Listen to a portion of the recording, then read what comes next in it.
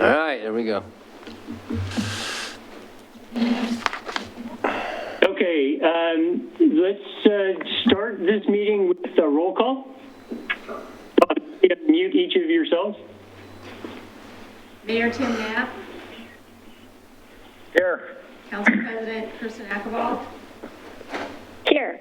Councilor Charlotte Lehan, Here. Councilor Joanne Linville, Here. Councilor Ben West, Committee Chair Andrew Carr, Here. Paul Bunn, Arthur Park, Here. Bill Amadon, Here. Daphne Lagarza. Present. Thank you.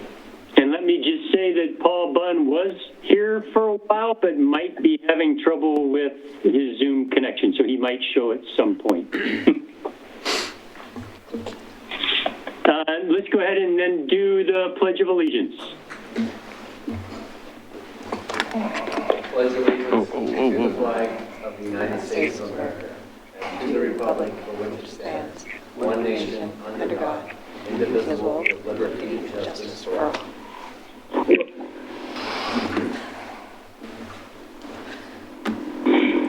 All right, thank you, everyone.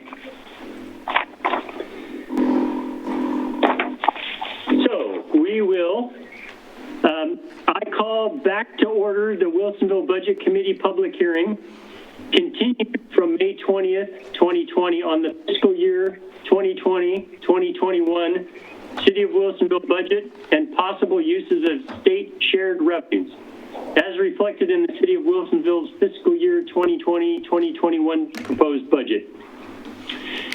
Ladies and gentlemen, the Budget Committee will be taking public testimony tonight at this public hearing. The hearings will be conducted in the following manner. Public testimony by proponents, opponents, and those neither in favor or against the proposed fiscal year budget. Staff will complete the rest of their report. Additional public testimony will be taken for those electing to wait until after staff reports to testify. Due to COVID-19 pandemic, the Governor Brown's order, this meeting is being held remotely. Information regarding how the public could attend this meeting remotely and give testimony was provided by timely written notice published in the Pamplin Media newspaper, formerly the Wilsonville Spokesman, on the city's website and posted at city buildings. Information published to the public explained the options for remote participation and testimony. Notice was also included that testimony could be submitted for the record in advance in writing. If you are listening to this meeting remotely and have not already notified the city recorder that you wish to testify at the time for public testimony, any who is on the call will be unmuted and asked if they would like to testify. You should respond at that time. For those who respond by stating a desire to testify, you will again be unmuted when your name is called. If you prefer, you may also submit written testimony by email at the time during this meeting by emailing the Secretary at the following email address, cityrecorder@ci.wilsonville.or.us. This email address can also be found published on the city website. Any testimony sent by email will be read into the record by the meeting secretary. Please include your name and mailing address with your email testimony. If you are having difficulty with these instructions, you may call the following number for assistance and to gain access to the meeting, 1-669-900-6833, and enter webinar ID number 847-5119-7841 when prompted. Please note that long distance charges may apply. Again, in the alternative, you may submit written testimony via email by emailing your testimony during the meeting to cityrecorder@ci.wilsonville.or.us, and it will be read into the record. When called up to testify, state your full name and address for the record. I request from those providing testimony not to repeat testimony that has already been given to the committee. Simply indicating you agree with the previous speaker's testimony is sufficient. And do we have anything currently from any citizens from the end of last meeting to now? No, we do not. No, we do not. All right, then I would ask that we continue on with the department presentations. Okay, so tonight we're going to go through the last of our program, our department presentations, starting out with policy and administration and working through municipal court. Councilor Ackerval has a question. I'm sorry to interrupt. I just wanted to make sure that we got on the record that Paul Bunn was in Has the joined? meeting. Yeah. He's back. Thank you. I see him. So in our policy and administration group, we'll talk about administration, finance, information systems, legal, and HR and risk management. Every year we choose one of them to highlight, and this year the lucky winner was IT. So Andy will join us here for a second and tell us about what they've been up to. All right, good evening. My name is Andy Stone. I am the IT director for the city of Wilsonville. Back in early March, I thought I had the next 6 months clearly laid out. We were juggling the ERP and several other good-sized projects. We were busy, but everything was good. Then, as you know, things changed pretty quickly. Luckily, the city was on top of it, but it was clear that we would all have to be nimble and ready to embrace change to deal with the COVID crisis. One of the first challenges that we faced was an upcoming council meeting. The IT department was able to set up a Zoom meeting with only a couple days' notice. Thanks to a lot of prep and a willing council, the meeting was very successful. It was one of the first in the region, and many other municipalities watched it on our YouTube channel and reached out to us for guidance and have followed our model. Beth, our senior systems analyst, created some incredible documentation that we have used throughout the city. We've also shared it with other local jurisdictions. In fact, we still get requests for it several months into the crisis. Running a Zoom meeting of this magnitude takes a lot of work behind the scenes. The IT department has been training staff on how to successfully run a public meeting, and they have all done a great job if you've seen any of them recently. An interesting fact, we had Zoom for several years prior to this. It was mainly used for interviews and some meetings. In May of 2019, we used Zoom for a total of 553 minutes. 20 days into May of 2020, we've used it just over 42,000 minutes.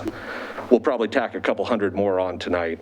The IT department has also worked with the EOC and the city departments to create a telecommuting program.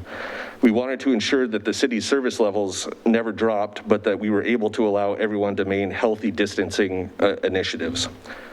Brody, our IT assistant, prepped laptops and created documentation to assist staff with approved telecommuting plans. The process went very smoothly thanks to their help. As you can imagine, Zoom meetings and telecommuting take up a lot of bandwidth.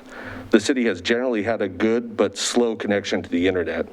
We had planned to address this through the phone project this fiscal year, but the COVID crisis changed our approach. Knowing what we were up against, we rearranged the project to upgrade our internet lines and add levels of redundancy that we've never had before. Richard, our network administrator, jumped headfirst into this project, spending many late nights reconfiguring the city's communications. It has already paid off it has already paid off since several internet providers have experienced outages during the increased demand that COVID has created, but the city has continued uninterrupted. Thank you. We still have a lot of projects to attend to, even in the world of COVID. As Kathy alluded to last night, we have moved to a remote implementation model for our ERP project. We are working through the financials, HR payroll, and permitting modules now, and are looking to begin utility billing in 2021. Everything is going well, and everyone agrees that it's kind of nice working on something that's not pandemic related. But COVID is still with us and will be for a while. Things change rapidly, and the situation requires us to keep innovating. We are working closely with all departments and the EOC to find solutions for reentry. Our projects have ranged from reconfiguring phone deployments to assist the library curbside pickup program. to assisting the Community Conversations webinar hosted by Councilor Ackerval and Representative Neuron, among other things. Every day brings challenges and solutions. One great example of our innovation is the interactive maps that our GIS department have created. Dan, our GIS manager, and Jamie, our GIS intern, have developed a Wilsonville business map. Currently located on the city's main webpage, the Wilsonville business map highlights businesses that are open during the pandemic. Dan and Jamie built this map using information that businesses submitted to us during the gift card program. The data set highlights the type of business and what services they currently offer. The GIS team built a Google form so that a business can update their information as their situation changes, or a business that is not currently listed can submit information so they can be added to the map. The team is also developing a similar map for city facilities that will be updated with information as we progress through the reentry. The goal is to have updated information for cities' facilities and amenities easily accessible for citizens. As you can probably tell, I'm extremely proud of the IT team and how they've approached the crisis, and we're looking forward to continuing to support everyone moving forward. That's all I got. If you have any questions, please let me know. Thank you, Andy. Oh, we've got a question. We got member Amadon. I'm not sure it's as much of a question as a kudo to Andy and his team. It's surprising how much a group of 5 people have been able to accomplish. And I, for one, citizen here, am so grateful to the work you guys done, not just on the Zoom meetings and the like, but the website itself. It's so quick and easy to use. It's just amazing. So take it for what it's worth, Andy. But you guys have really done a good job. Thank you. We appreciate that. Okay, now back to budget. Our first program up is administration, and of course this is Brian's group. They started out with a amended budget of $1.9 million and 6.5 FTEs. They had various adjustments, almost $56,000 worth. They had also included an increase in training. This was for a trip to visit our sister city in Japan. Of course, that's no longer on the table, and it's part of the reductions in travel and training that we included in last night's reductions. We have a proposed budget of $1,836,914. Any questions? In finance, that's my group. Oh, yes, Chair Carr? Yeah, I just have a question. I was looking at the community service programs, but there was a sharp reduction in those.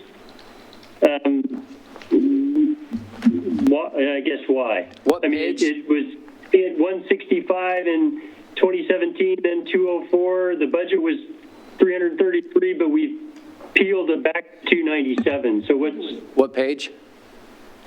79. I'm pretty And sure it's that under community service programs. the Metro Enhancement Grant, we just brought more in line.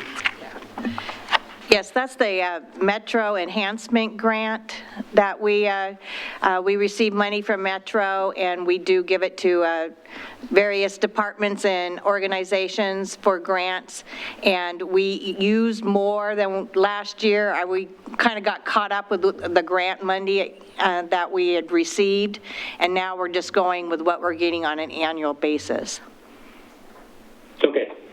Okay, thank you.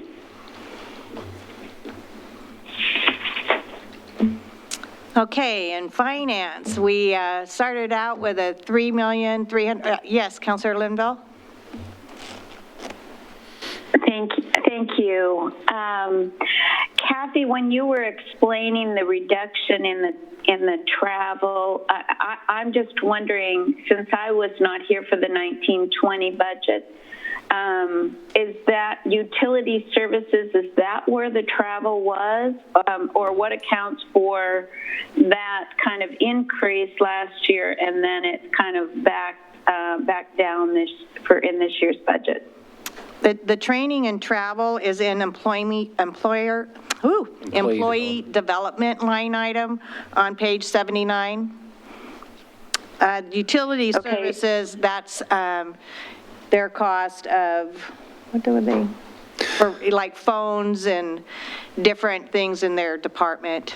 That employee development line item in the administration budget isn't just me and my admin staff, it also includes all of city council, so League of Oregon Cities and all the other conferences as well.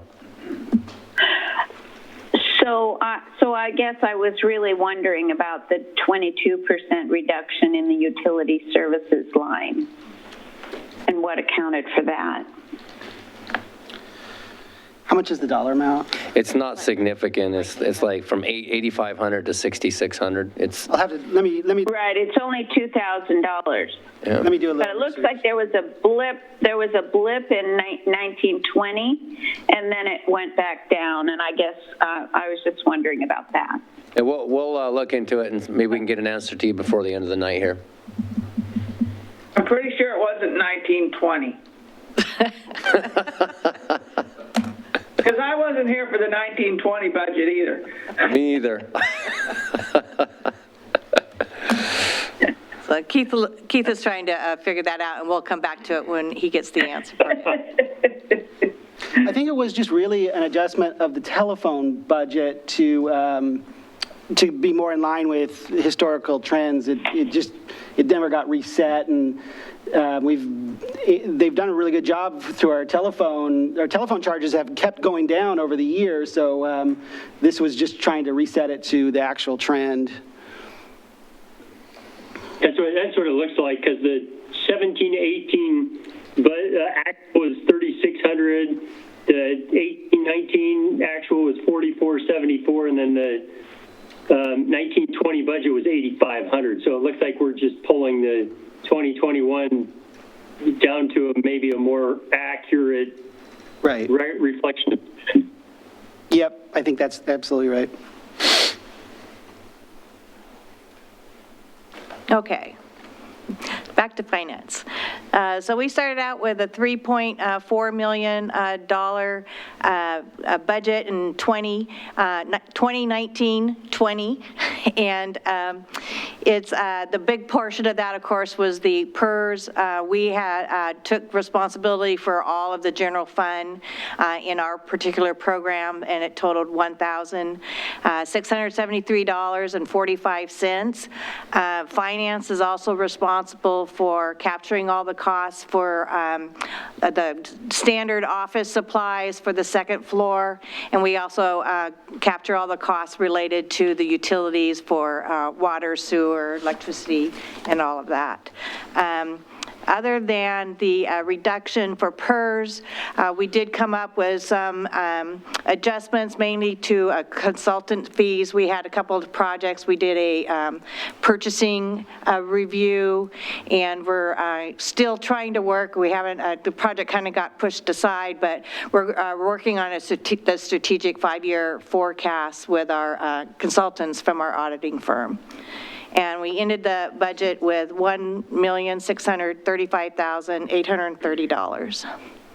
Yes, Mr. Almaden? And then Mr. Bunn. Quick question on I think I know the answer to this, but I'll ask. The miscellaneous services and supplies for finance?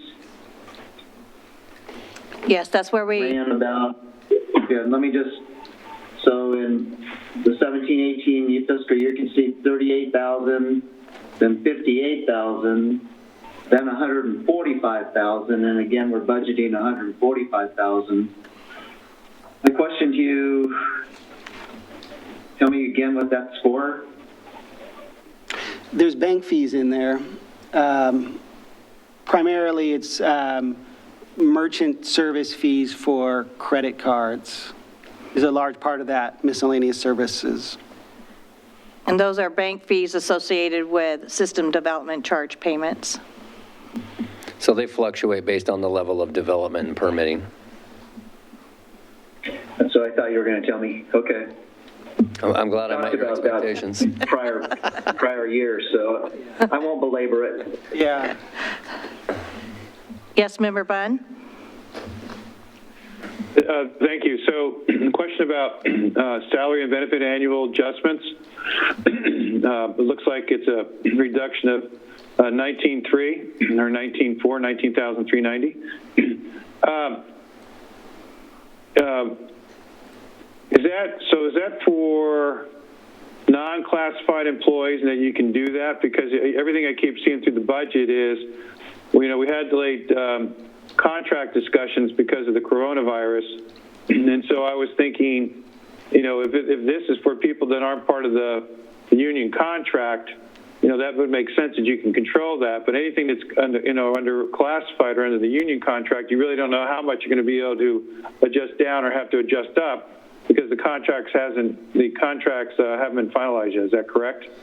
Well, the other thing that's going on is the composition of employees change, and I think one thing to remember is the salary and wages that were budgeted in fiscal year 2020 were calculated. That budget was calculated way back in January 2019, and any particular department may have had an open position or numerous open positions. So at that point, we probably budgeted higher or mid-range to potentially attract candidates, or in terms of benefit selection too. So when that person got hired in this current budget cycle, there will be a reset to the actual kind of budget amount.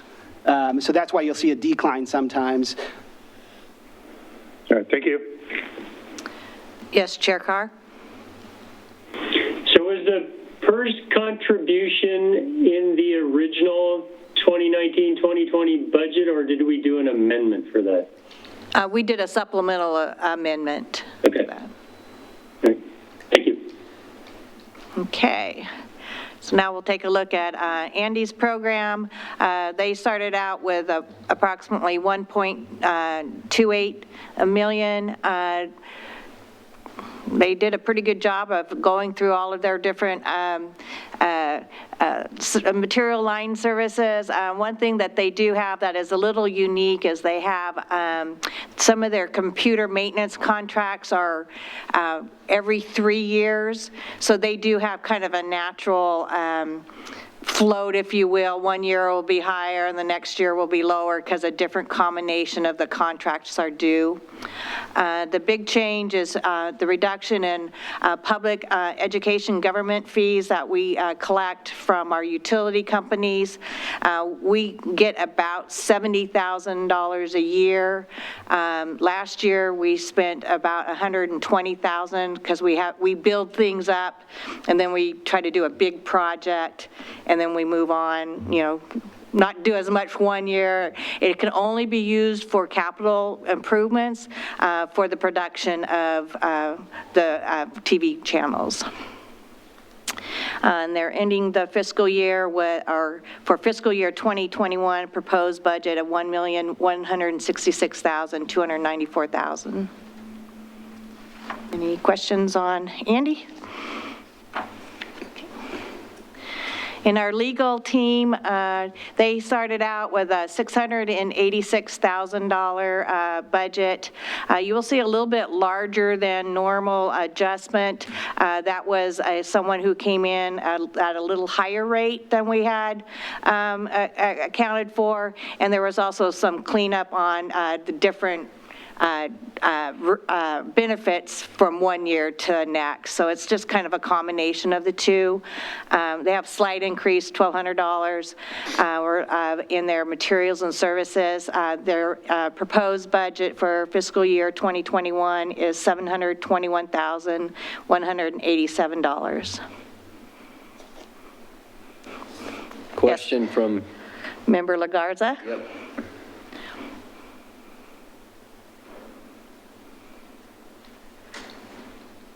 Thank you.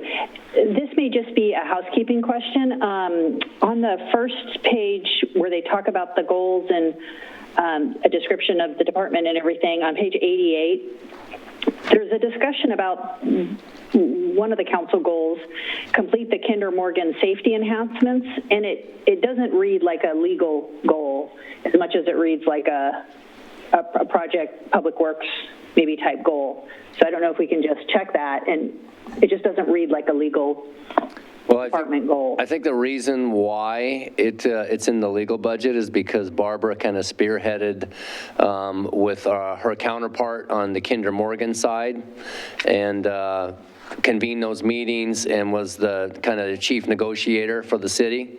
So I think she just threw it in her budget because she was instrumental in getting that across the finish line. Oh, so is that from just a complete safety perspective for the project, or? Yeah, so it's, okay. Yeah, exactly. It's a community safety issue. We discovered that they don't have a shut-off valve, and it could potentially have impacted our water intake on the Willamette.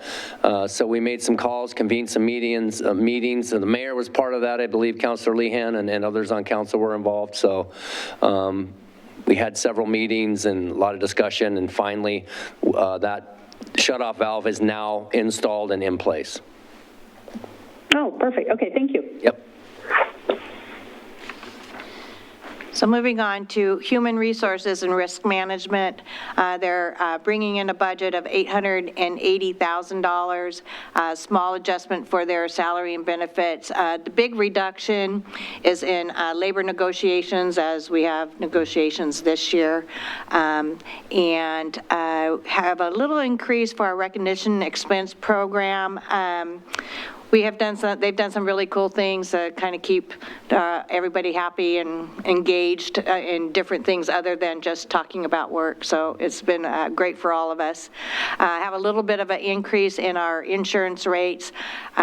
Overall, they have a reduction of $13,000 with a proposed budget of $866,600. Any questions? Okay, great. Chair Carr. So those labor negotiations will happen this fiscal year? Yeah, we anticipate? Yes, we do anticipate. Okay. Can I just leave it there? Yes.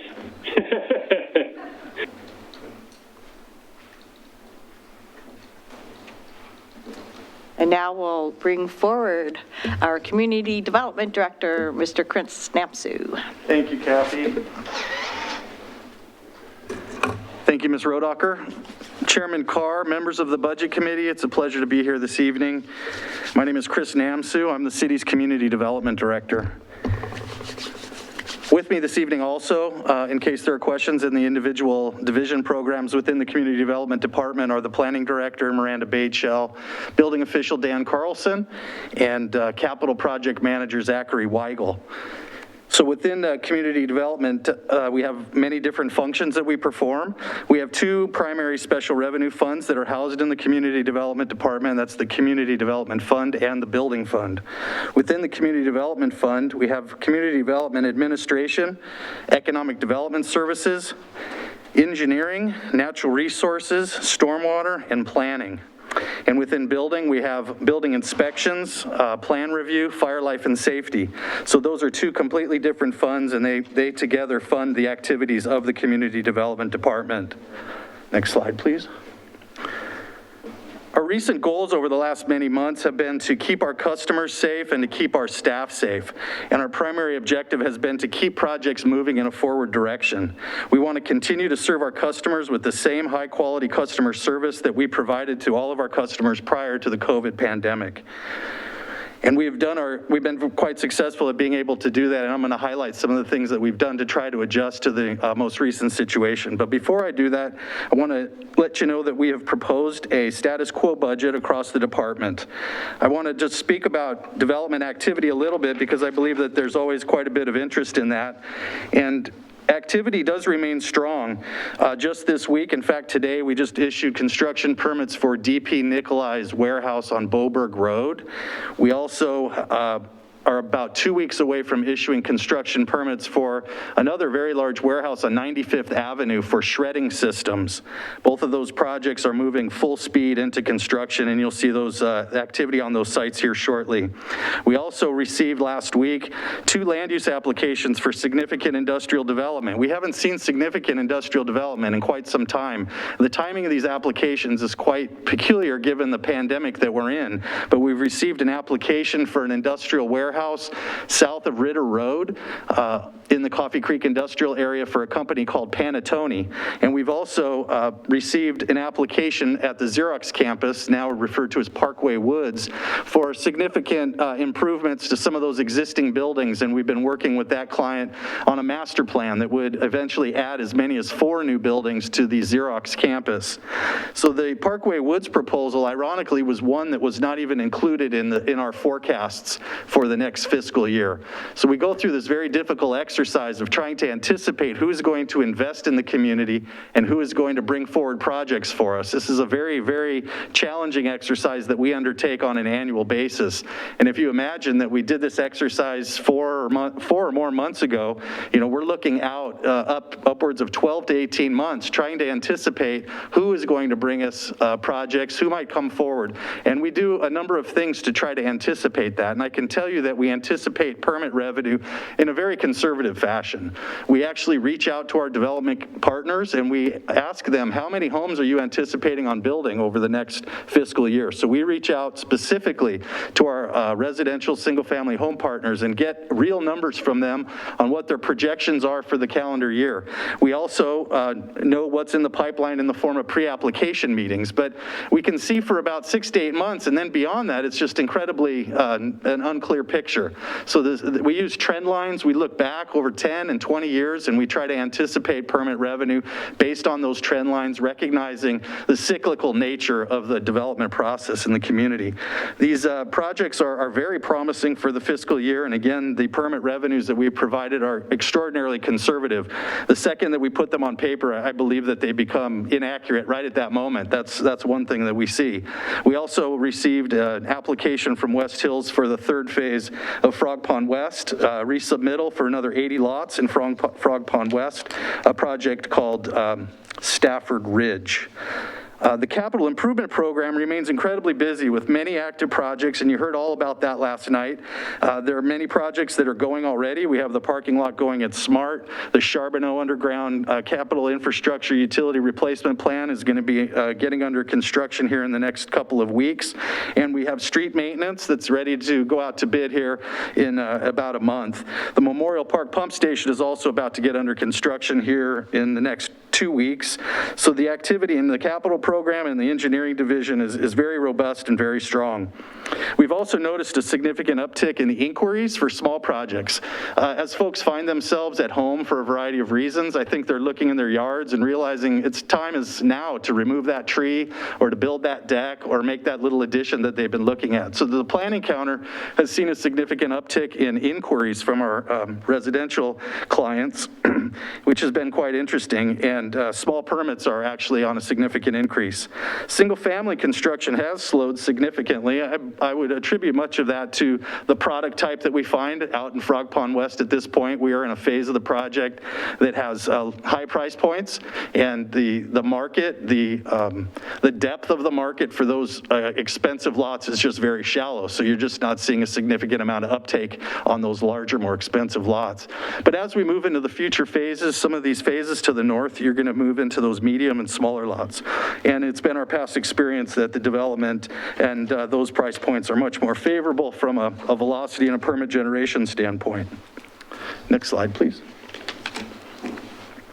During the pandemic, the staff have made a wide variety of adjustments. Chair Carr has a question. Chair Carr? Yeah, so if you could get out your crystal ball and wizard hat, what do you think the impact to construction 12 to 18 months from now will look like because of the COVID scenario? It's a great question. I reach out to people that I know in the profession. I've been talking to owners of consulting companies. I speak to people involved in managing home building companies on a regular basis. And just in the last week, I spoke to a colleague of mine who runs a large consulting firm. And my questions were along the lines of, are you seeing projects slowing, stopping? What are people doing? What is the general trend out there? He said things are full steam ahead. The ability to borrow money at a very low rate is resulting in people, they've taken a slight pause is what we've seen, literally like a month pause, but most folks are stepping back on the gas. He said that he had his most successful quarter. His company's been around for 15 years. He had his most successful quarter in the first quarter of 2020. He hired 2 people in April of this year. So the word that I'm getting is that folks are nervous. Obviously, we're all very uncertain and very concerned, but long-term, folks at this point in time, they're not pulling back significantly. They are advancing with their projects. And as Brian stated last night, there's a potential benefit for public projects too as we go forward, with the bidding climate potentially getting much more favorable, as we have just seen a very, very difficult time with increases in materials and the cost of labor over the last 2 years particularly, that have made many projects very difficult to fit the engineer's estimate.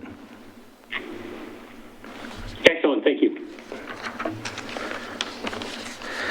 So during the pandemic, we've been able to remain fully operational. At no point during the pandemic has the Community Development Department closed or shut down. We continue to maintain department-wide continuity of operations. We've created very innovative ways to serve our customers remotely. We have been innovative in getting digital permit submittals. Digital plan reviews are being conducted using Bluebeam software, and we're now receiving all of our payments online. We've run now numerous successful meetings with the Development Review Board and the Planning Commission, and we've actually successfully conducted public hearings and received testimony through those venues as well. And I'm astonished at how well actually all of the remote public meetings are working. Our building inspection staff is doing remote inspections using iPads, phones, and tablets so that they are not required to enter the homes of individual residents who are undergoing remodeling. And the resident would be able, for example, to take a picture of the product, email it to the inspector who's in the driveway, or put on a two-way camera, and the resident walks through the home and shows the inspector the construction activity that's been completed, and the inspections are being signed off without actually even entering the physical structure. So this has been actually working quite well as, in the field, and again, providing safety and security for the city staff as well as for the citizens of the community. We are social distancing on all of our construction sites, and we're social distancing in the office. We've gone to a skeleton crew on the main floor, and we do have a number of folks who are telecommuting. We have a process to quarantine all of our mail that we receive from outside sources. We're quarantining mail for 3 days, and we've recently obtained an ultraviolet box that mail can be put inside, and it's like a small microwave oven, and you can cook the virus off the surface of the mail or off a set of plans, and then it can be distributed to people who need to deal with those things in a much more expedited fashion. We've implemented also a very successful, extensive small business relief grant program. The outpouring of support from the business community around the grant program has just been incredible. It's been a very satisfying piece of work to be able to assist people in need, to be able to provide resources, and my team has been integral in getting that program rolling, working with many other city departments, cross-department lines, to make that grant program effective and get that out on the street in a short matter of time. All of our meetings have moved to digital format and Zoom, and we're not meeting in person at all. We've reduced the occupancies in our conference rooms. Any process that we used to utilize, invoicing, timesheets, things along those lines where we'd hand paper from one person to another, have all been cut off and modified to be digital processes at this point. So I predict that we're going to see a reduction in our office supply line items for next year as a result of all of these new processes going digitally, which is a positive thing. And we've also deployed personal protective equipment for all of our in-person inspection staff, and for anybody in the office, face masks, anything that they need to feel safe and comfortable being able to do their job here at City Hall. Next slide, please, Keith. Going forward, you're going to see significant changes on the first floor of City Hall. We've been thinking about these engineering and administrative controls. We're going to be installing Lexan shields at the front counter for our front counter staff. We'll be creating keyboard covers that can be disposed of in between use. We often have to share a keyboard between a customer and a client, so we'll be creating cleansing protocols and keyboard covers, working with the bank on no-touch payments. We are actively studying and learning all kinds of new innovative ways that we can conduct outreach with our community around our projects. Things like virtual open houses we have done in the past, and we're looking back at some of these tools and learning new tools as we go forward so that we can have effective engagement in this age of physical distancing. Our public hearing processes, we've been thinking hard about the phases of re-entering. We're looking at how we can begin to slowly modify our public hearing processes to engage with the phases of re-entering. We're looking at installing decals on the floor to demarcate minimum physical distancing, and we're also looking at one-way circulation, pedestrian circulation on the floor for staff on the main floor. Since our hallways are only about 6 feet, if you have one-way flow, that tends to work a lot better for not conflicting and having to walk in close proximity to other staff members. There's a lot of hallway conversations going on. Remote customer service is something we've been able to successfully implement over the past 3 months, and we've got extensive cleaning and disinfectant protocols that have been established for the divisions and the departments. So that's kind of my high-level overview. Again, we are all here to answer your specific questions. Going forward, I'll hand it back to Keith, and he can go through the individual division budgets. Sure, okay. Mayor. Oh, we did have one question. Mayor Knapp.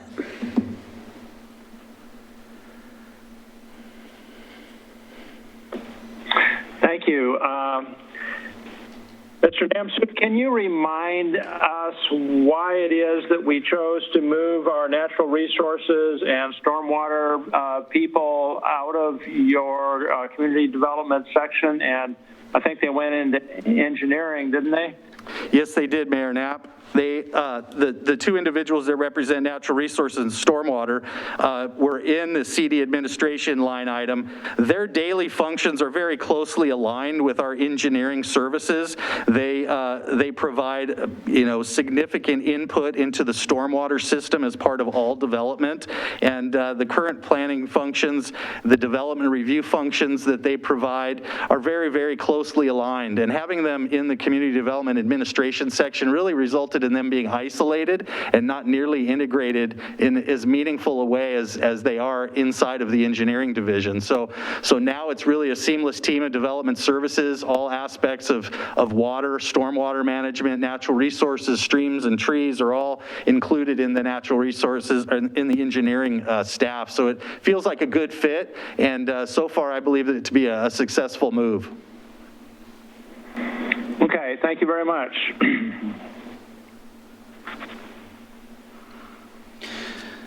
So we can just look at the Community Development Administration budget. It went from $1.2 million for fiscal year 1920 and dropped down to $614,000. And the predominant reason of that, of course, is the removal of the one-time PERS contribution. The CD admin department received the full allocation of all the departments in the CD fund. So that represents planning, engineering, stormwater, for that PERS contribution of $553,000, which is removed. So their budget drops down to $614,000.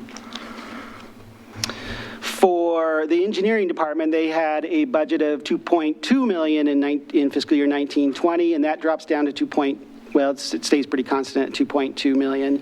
Salary and benefit adjustments, again, it relates more to the changing composition of the people in the department. There was some turnover and some vacancies in the engineering department. In fact, I believe there still is. And so that is the reason for the $19,000 change. And ultimately, the fleshed out difference is $4,400 for their budgetary change for the year. Chair Carr has a question. Chair Carr.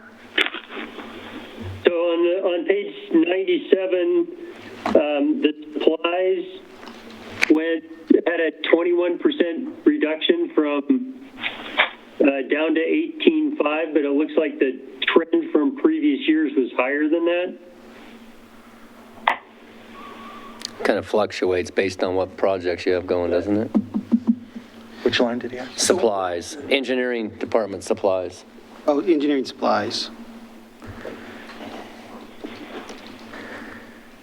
Yeah, the reduction is likely just an attempt to try to be conservative again and try to find cost savings where we could. I don't know that there's anything particular driving that. I can surely ask Zachary if there's anything, Chair Carr. I just noticed that the actual for the 2018-2019 was 22,000, and now we're actually budgeting less than that for this year, this coming year. It was 14.8. Might be because a lot of the stuff is automated now and they're not shuffling paper around. Yeah, but they didn't know that when they were drawing this up. Yeah, we did not know that when this budget was put together. They anticipated it. Wow, that's good. No, we did not. I think it's just an averaging thing. Okay. Councilor Linville has a question. Thank you. Councilor Linville. Thank you. It appears, I know that there have been some challenges with the staffing in the engineer positions. It looks like, though, from the proposed budget, salary, wages, and benefits, it's really not significantly different. But it looks like in this budget that there is an associate engineer position and a reduction of one engineering inspector, 3. And so is that the explanation under personal services that shows the new classifications? I guess the question is, have we given up on getting another engineer, and that's, as a result, we think that we're better served by an inspector position instead? You want to respond? I'm going to have Zachary answer that for you. Councilor Linville, 1 second, please. Yeah, Zach Weigel, Capital Projects Engineering Manager, and really we had this shifting of different positions around in the engineering department. We had one of the civil engineer positions actually became an associate based on qualifications of the staff, and then we've really always had 3 inspector positions, but they were reclassified between 3, 2, and 1. So, yeah. So it's really based on the qualifications of the staff that we have. Okay. Thank you. Member Almadon? Before Zach walks away, on page 98, one of the performance measures for this forthcoming year is ensure one additional engineering inspector position added. So how do I reconcile that to what we just spoke about? So we had a engineer inspector position that was vacant for quite a while, quite some time, and we ended up going out to hire that position last year to support that erosion control function. So I think that's. So is this performance measure goal for this year or last year, or? Looks like it just. Seems like it's written in the future tense.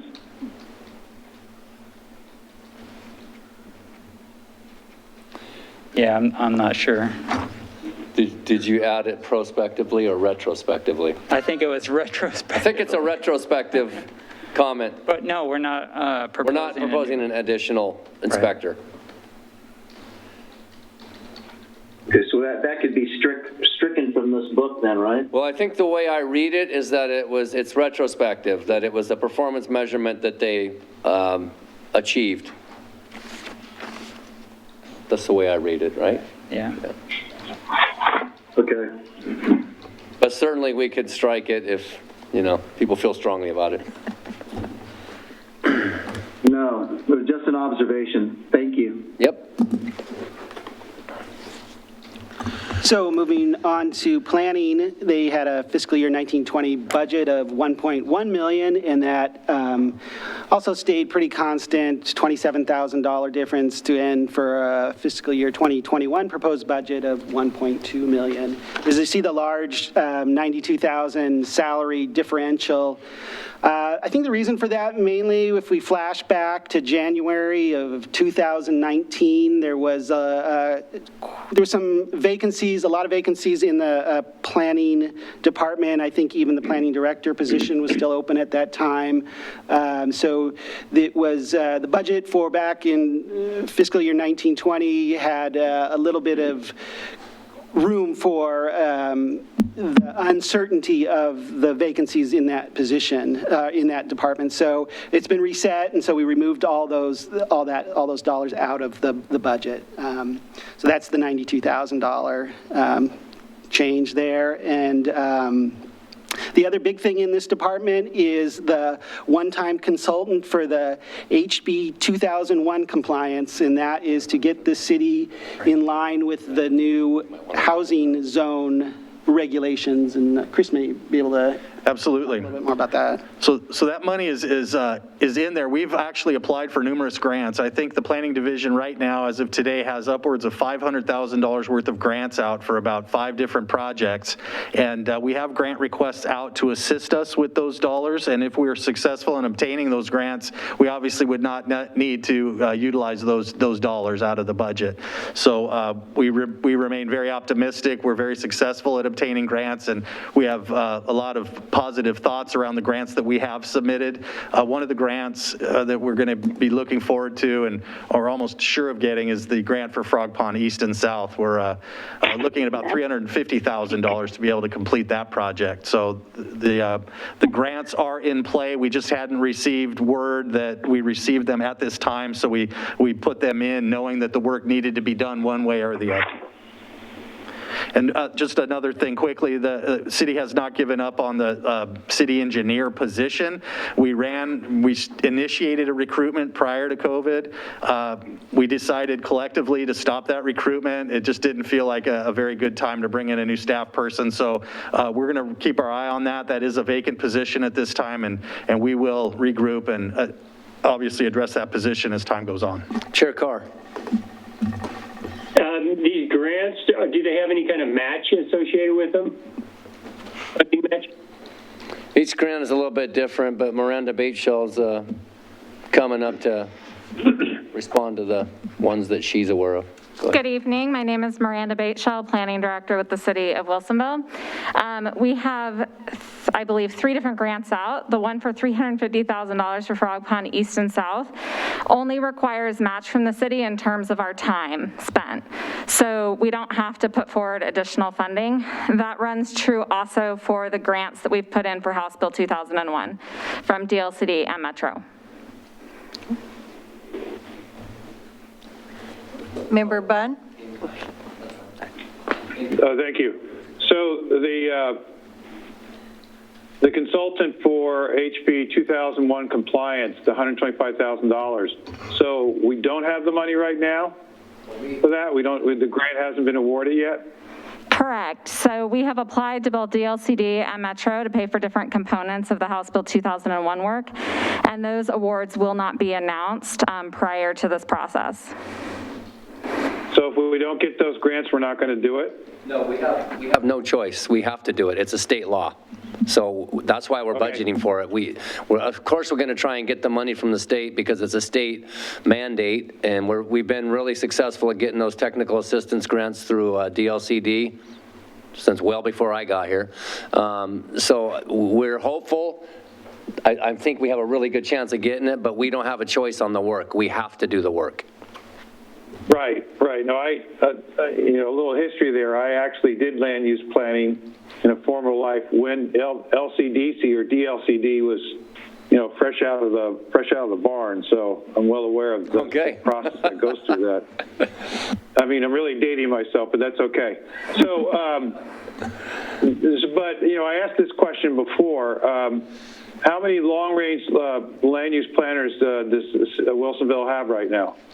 So the division is not split between current planners and long-range planners. All of our planners do a combination depending upon the flow of work at any given time.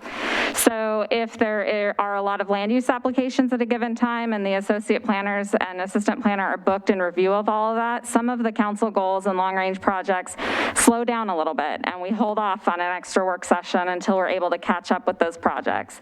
That also provides us with the flexibility. On the flip side is that if we have current planning projects that slow down a little bit, we can pick up on the council goals and run forward with those at a faster speed. So we're able to be very nimble within the planning department. I have one assistant planner, 2 associates, and a senior planner who all work on a variety of long-range and current planning projects. And our planning manager also runs a couple of the larger scale long-range planning projects, and will be facilitating the House Bill 2001 work as well as Frog Pond East and South. Okay, so,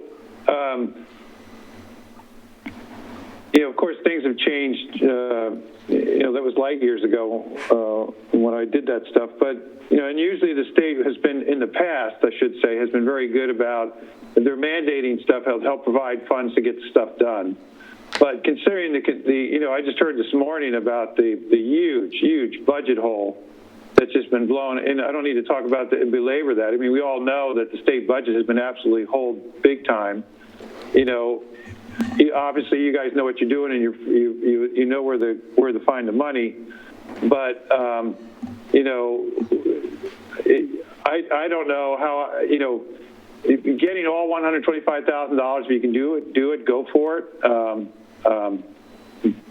But at the same time, I don't know that anybody can really plan on that as well. So I have, it's just a concern of mine that when I see that, and usually when the state mandates something and they give a two-year window to get it done, based on the research I did on HB 2001, I know a lot of cities are unhappy about it and they're trying to fight it. So I don't know for sure, and obviously you can't bank on this, but I wouldn't put completely all money on it that everything's going to be done in 2 years, because a lot of cities are really kind of corrupt about it, the whole idea. But anyway, enough said. Thank you. Thank you. So the next department is building inspections, and they had a fiscal year 19-20 budget of $1.4 million. It's been reduced to $1.3 million, and part of that, or the biggest piece of that, is building inspection, of course, is a separate fund, so they have a allocation of the PERS site account contribution, and that's $188,000. Other than that, they had a myriad of fleet charge changes in some smaller accounts, and salary adjustments from, again, if we flash back to January of 2019, we had some structural changes in the department, or the change of the composition of the people in the department, so we made the adjustment for that. So, and they have a fiscal year 2021 budget of $1.3 million. Any questions on? What page is that? The 106 doesn't look right. Yeah, it looks like it's page 101. Starting 101, yeah. 101. And I believe Member Almadon has a question. I just wanted to recognize the building inspection group. If you look on page 102, how they put the estimate for fiscal year 18-19 and then the actual results for 18-19. I thought that was an excellent way to keep things straight, instead of just, like most of the groups just put what the plan was, and then the next year they put in what the actual was, but unless you pull out the prior year book, you can't see it.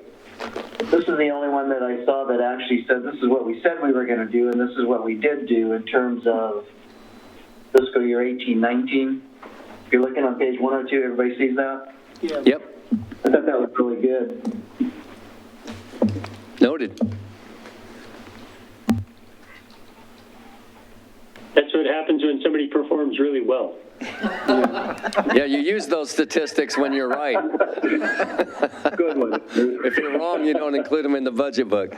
There's a picture of Dan Carlson, our building inspector, on page 103 as well there.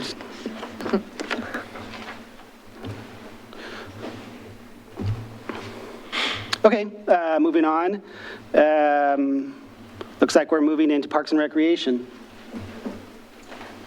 Where's Ron Swanson?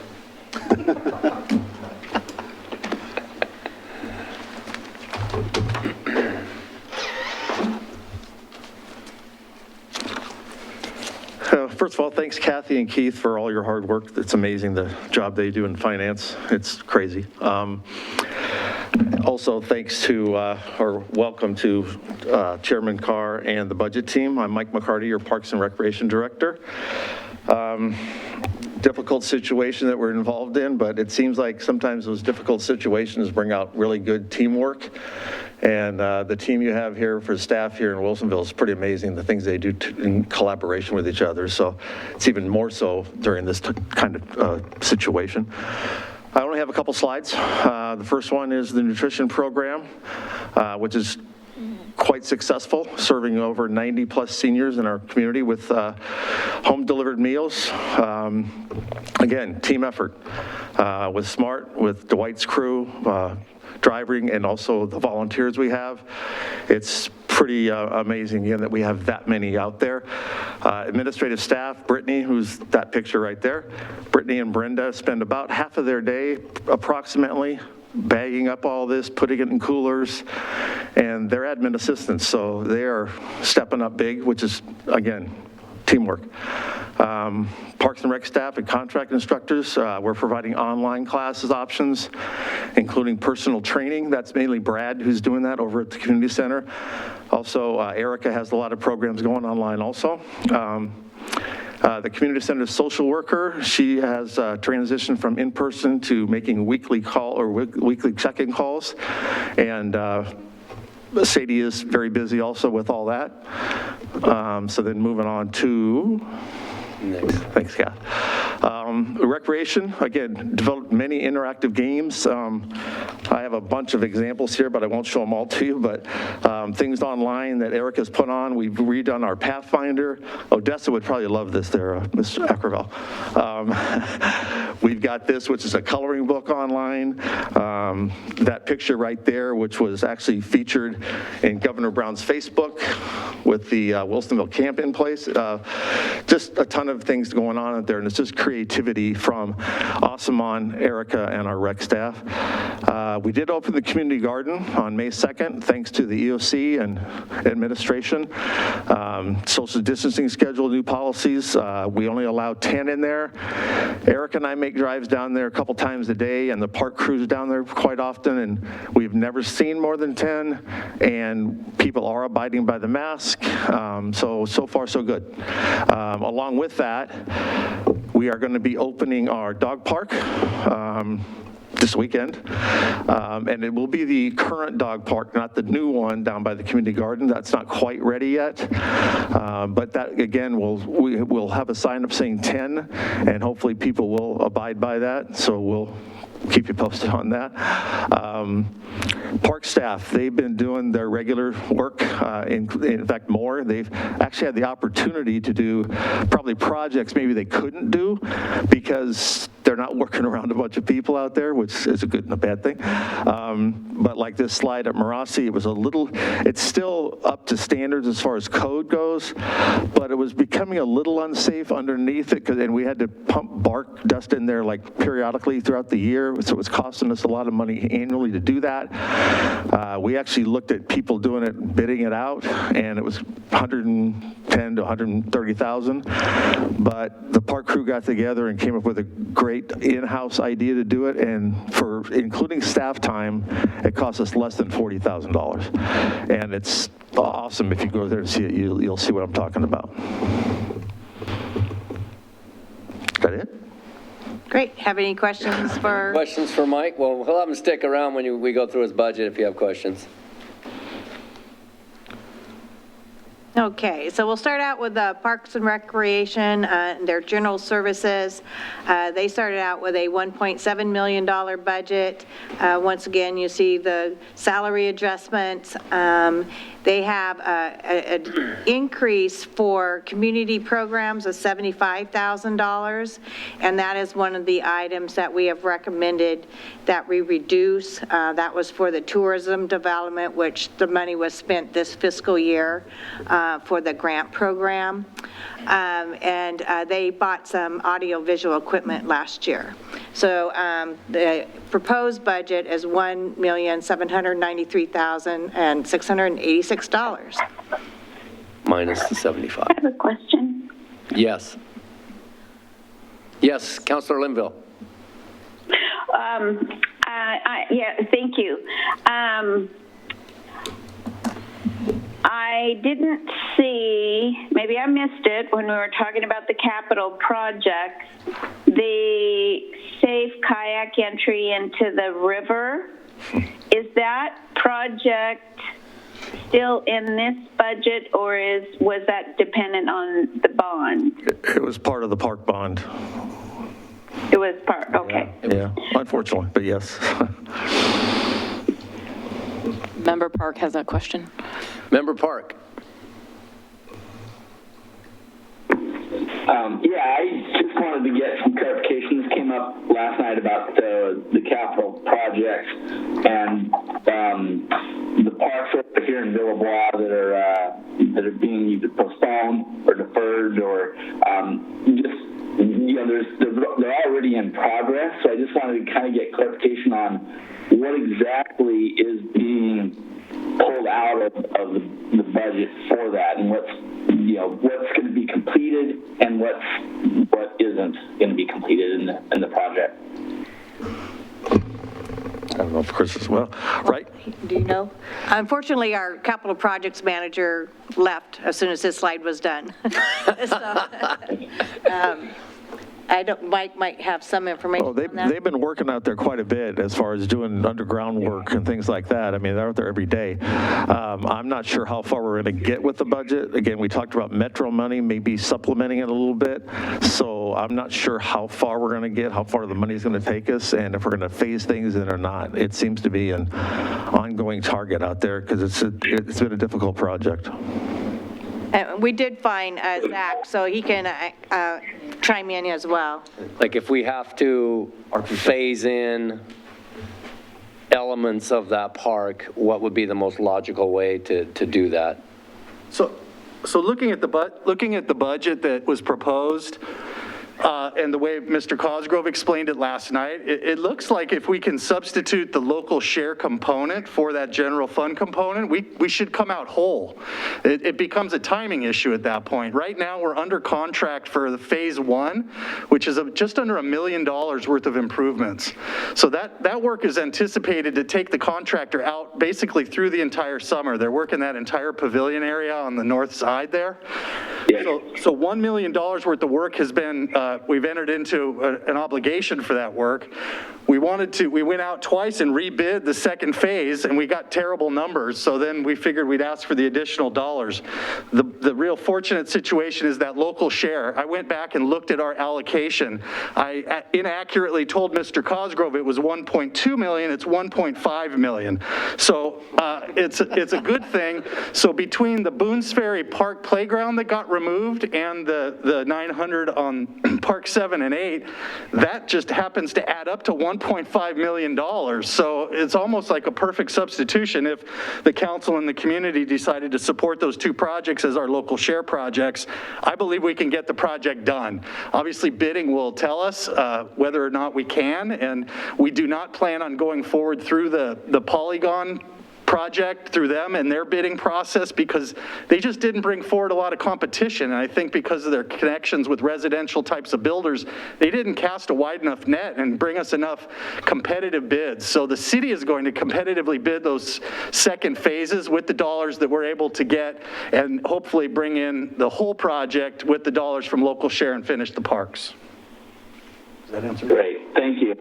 That makes a lot more sense. I've seen them working on there, and it's one thing to cancel a project before it started, but didn't hear last night that actually we were contracted to complete the phase one of that, which at least, that would, get most of, it seems a big chunk of that park done.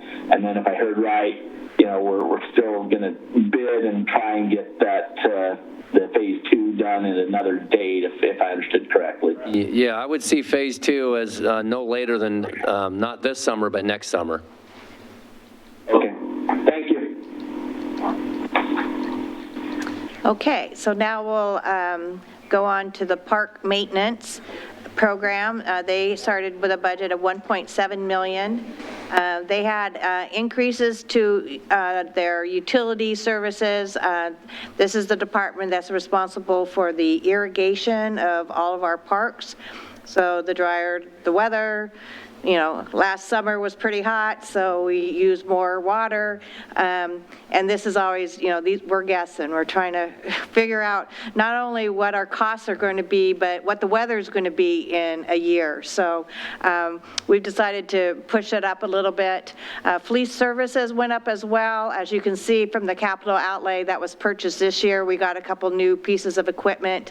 So they're starting to build up the reserves for those particular projects. For equipment. And then they just had some of their regular, smoothing out of their, some of their miscellaneous accounts. They have a reduction after all of their capital outlay of $61,000 for a proposed budget of $1,643,427. Any questions for Mr. McCarty? Okay. Great. So now we'll move on to live. Oh, no, we got Councilor Ackerval. Yep. Sorry, I just wanted to make a comment before you step away too, and we move on to the next department. Just a thank you to you and your staff for the content and the activities and the things that you have been pushing out in the last several months. And it's been a rough go for everyone, but because I'm close to having a young kid in our house, I see the impact of this time period on the youth in our city, and there's so much of their life that has been canceled in the last several weeks. So what you have done to provide engagement and activity as the kids in Wilsonville are trying to find projects and new interests to substitute what they used to know, it's really meaningful. So, the things like the poetry walk and the signs and the different content on social media or activities or ideas or links to different sites and things like this. There's just been a lot that's gone out, and I feel like it's been good quality and varied in topic and approach. So thanks for that. And I hope we can keep it coming as we continue to need to find different diversions and also develop new interests and hobbies and ways to invest our time, particularly for the kids in our city. So thanks. Thank you, Councilor Ackerval. I'm blessed with a really creative staff. That's where you see it online there. They have things that I've never thought of. So it's them that's doing that. It's not me. So thank you. Member LaGarza.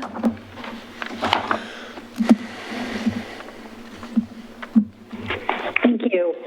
Just a quick question. You mentioned, or we were talking about the cost of irrigation water and how that impacted the budget.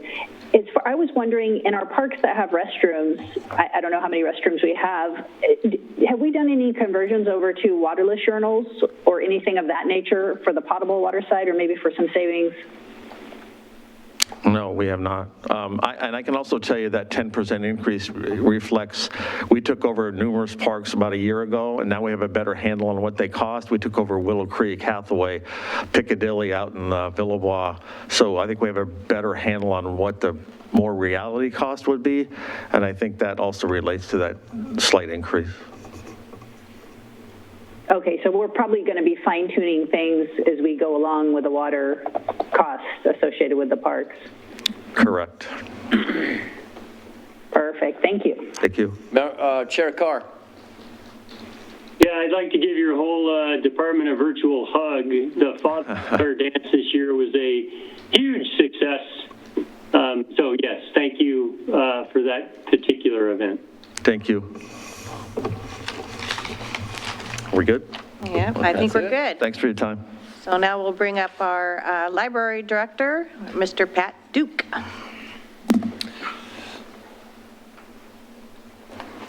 Hello, everyone. I'm Pat Duke, Library Director. You guys should be able to see his mask. It's a dog face. It's a dog face, so sorry for laughing, but. Sorry. Only he could pull that I one had to off. do the triple take just to make sure I was looking at what I thought I was looking at. Only in the library. Thanks. Thanks. I also have a pig, just so you know. Can't wait to see that one. Yeah. Okay, so let me talk about the library a little bit, and to give you a sense of what we're doing this year. Let me over the last couple of months. Let me tell you that we, at any given normal time, we have between 600 and 800 people walk into the library.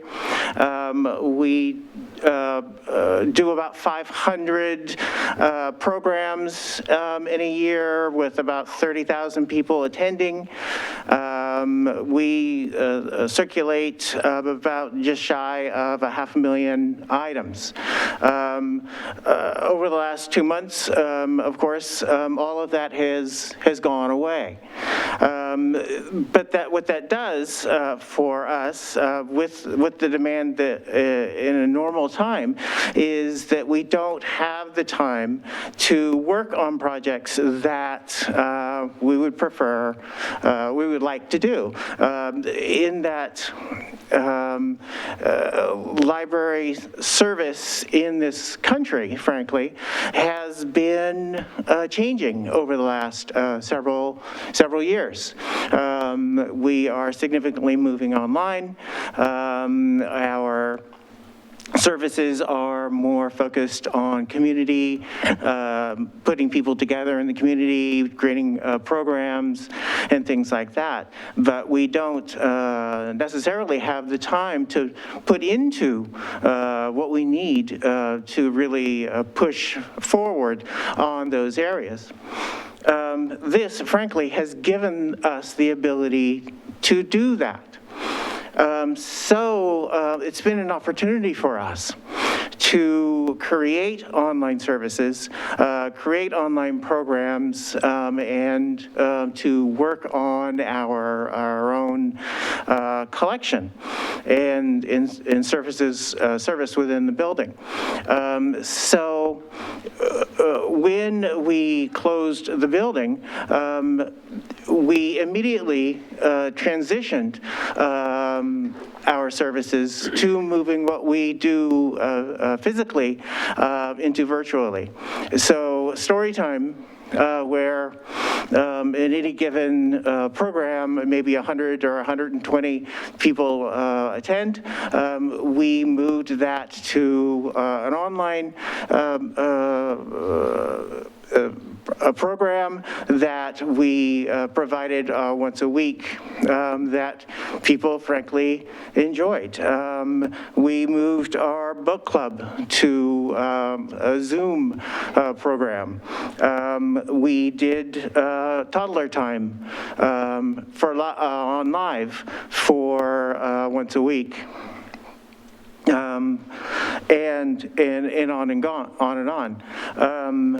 That is developing those programs and is significantly what we have been working on, with the idea that someday there will be a new normal, whatever that is, and we will be able to use what we've done over this last couple of months to continue and expand our physical programs to the online, and they will work together, frankly. So what is awesome is that we have been able to do that. At the same time, the demand for books and reading continues. And indeed, I was recently running through near my house, and my neighbor stopped me and asked whether I could get some books for him and bring it to him. And I wanted to tell them yes, but I could not. So what I did, though, is tell them they could use our services, our ebooks, and our downloadable audios, which we have worked to strengthen over the past couple of months, and for them to use. So indeed, ebooks, last year, we were circulating about 3,000 or 3,500 items a month. We're currently nearly 6,000 item circulation each month. So that's a significant piece of what we've been doing as we've been transitioning through this period. And then more locally, we have had the opportunity to look at our online service, or our physical services, our collections. We are doing weeding, and we're doing shifting. We have frankly had the opportunity to look at the collection item by item, and we have removed around 3,000 items from the collection, and we are shifting our collections to make them more easy for people to see them and use them. These are the things that we have been working on. Now, unfortunately, there are some things we have not been able to work, things we had to set aside. You may know that we have a library strategic plan going on right now. We have frankly had to just set that aside for now. And we have been talking to the consultant over the last little while and trying to find how we will go forward when things get a little bit more normal. We may be using Zoom to do some focus groups and some other things like that, but significantly we'll simply have to wait for a better time.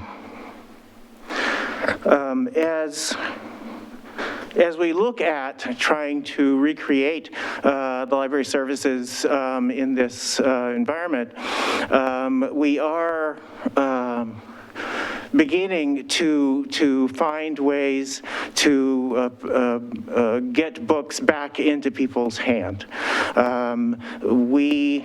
Very soon, we will be doing curbside hold pickups for our citizens.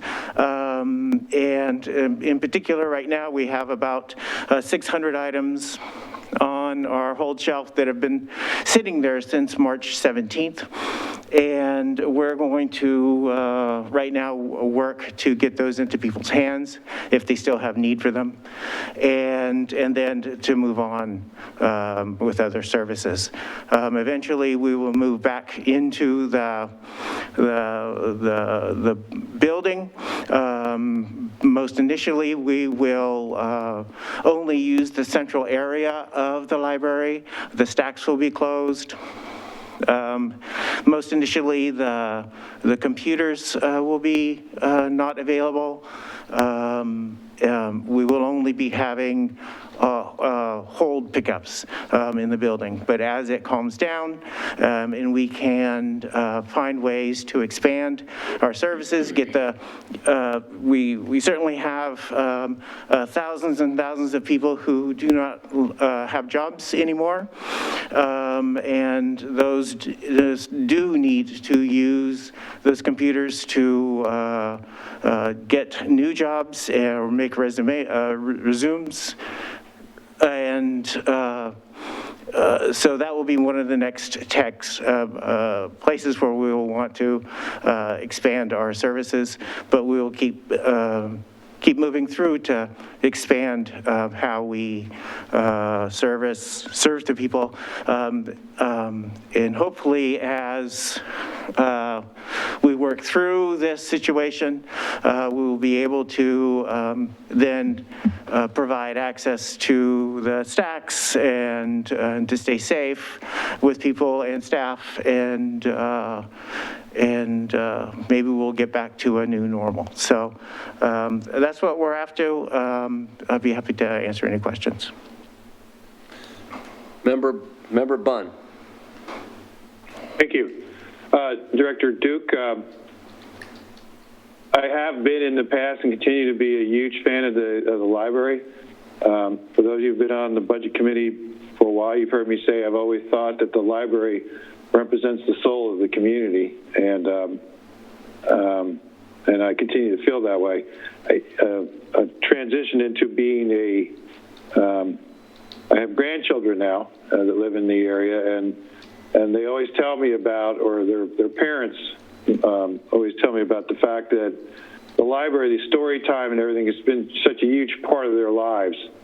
And even though with the quarantine and everything, I'm amazed that the library is still making the effort to do that. So absolute kudos to you and the job that you're doing. Thank you. It's just been great. This city really has been truly blessed with all the creative and strong professional employees that we have. I mean, we've heard it over and over again. Anyway, sorry, I digress a little bit. Re-entering the library, physical distance, 30-minute limit in building. How on earth are you going to police that? We will be putting staff in front of the library. People will be standing and waiting. We frankly will have about 25 people total. Most initially, we'll have about 25 people inside the building at any given time. And frankly, there will be someone whose job it is to stand there and count them. And that's what we're going to do. That 30 minutes, that probably even most initially when we're doing holds, I will be surprised that anyone is inside the building for as long as 30 minutes. It will be when we get to where we have computers. That's where that 30-minute limit will be important. So real quick, are we going to go through, I have some specific questions about actual budget numbers. Is there going to be a next slide that shows 149? Yes. Yeah, we'll get into the numbers here when you're done with the... All right. Okay. I'm done. Thank you. Member Lagarza. For now. Okay. Member Lagarza. Thank you. I had a quick question because I know we don't really cover the performance measures when we go over the cost necessarily, but I noticed one of the performance measures is really tied to your physical collection. Yeah. And I'm wondering if that one might change based on the direction you're headed with the library in general. I wonder if that measure gets modified. I understand, too, it's an Oregon Library Association measure that they maybe publish.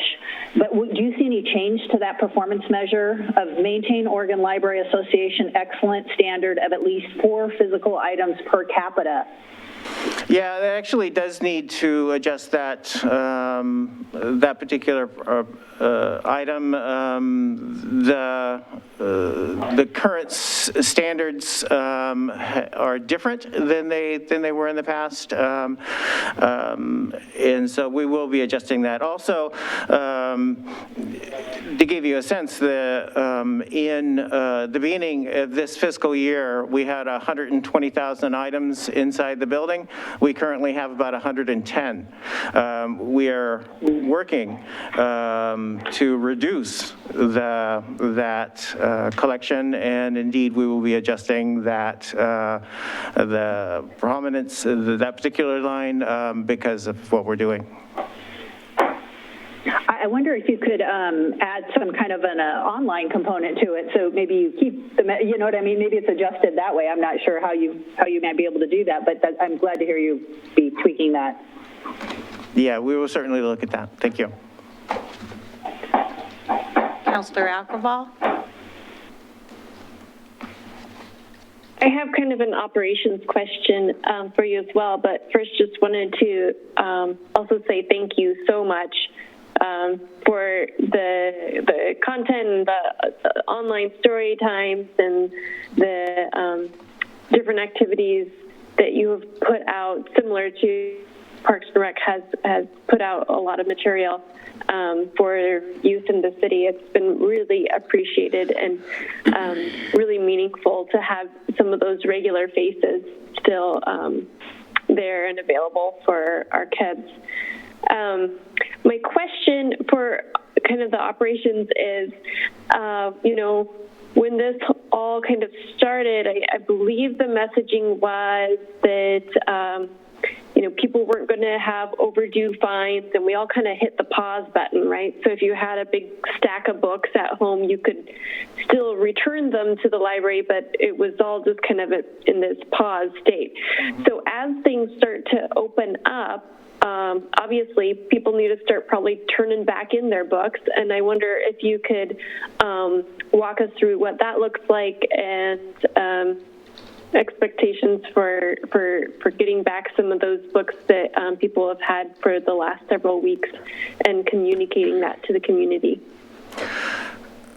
Yeah, so as far as Storytime and the other programs, indeed, I'm like Mike. It's not me and indeed my staff who are doing those programs and are amazing. As far as the items to be returned, we did indeed extend the libraries so that they are due after that we while we're closed.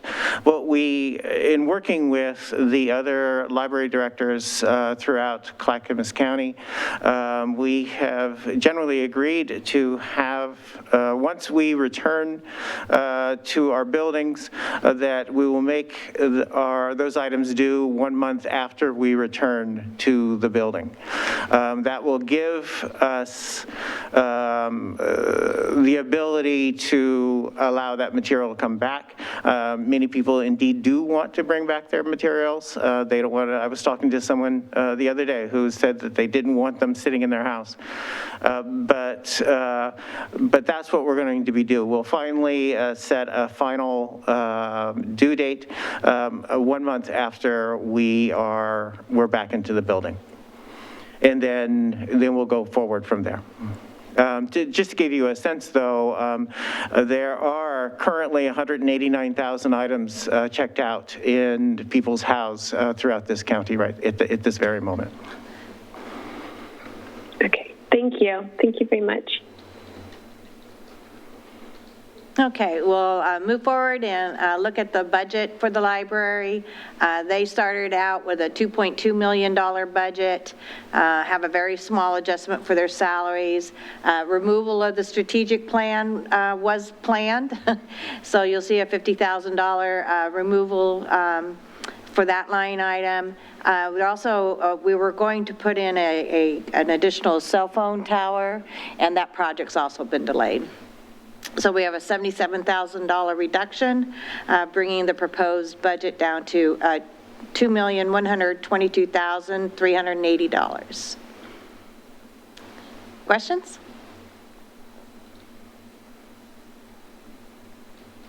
Okay, well, thank you. Mr. Duke. Thank you all. And now we'll move on to our law enforcement, which includes our public safety and municipal court. And I'm not sure. He's here. Rob's here.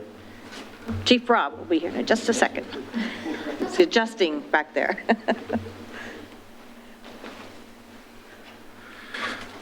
Good evening, everyone. Rob Warps here, Chief of Police for Wilsonville. Here to talk to you about the budget. I wanted to start off by saying that service for us hasn't really changed a whole bunch.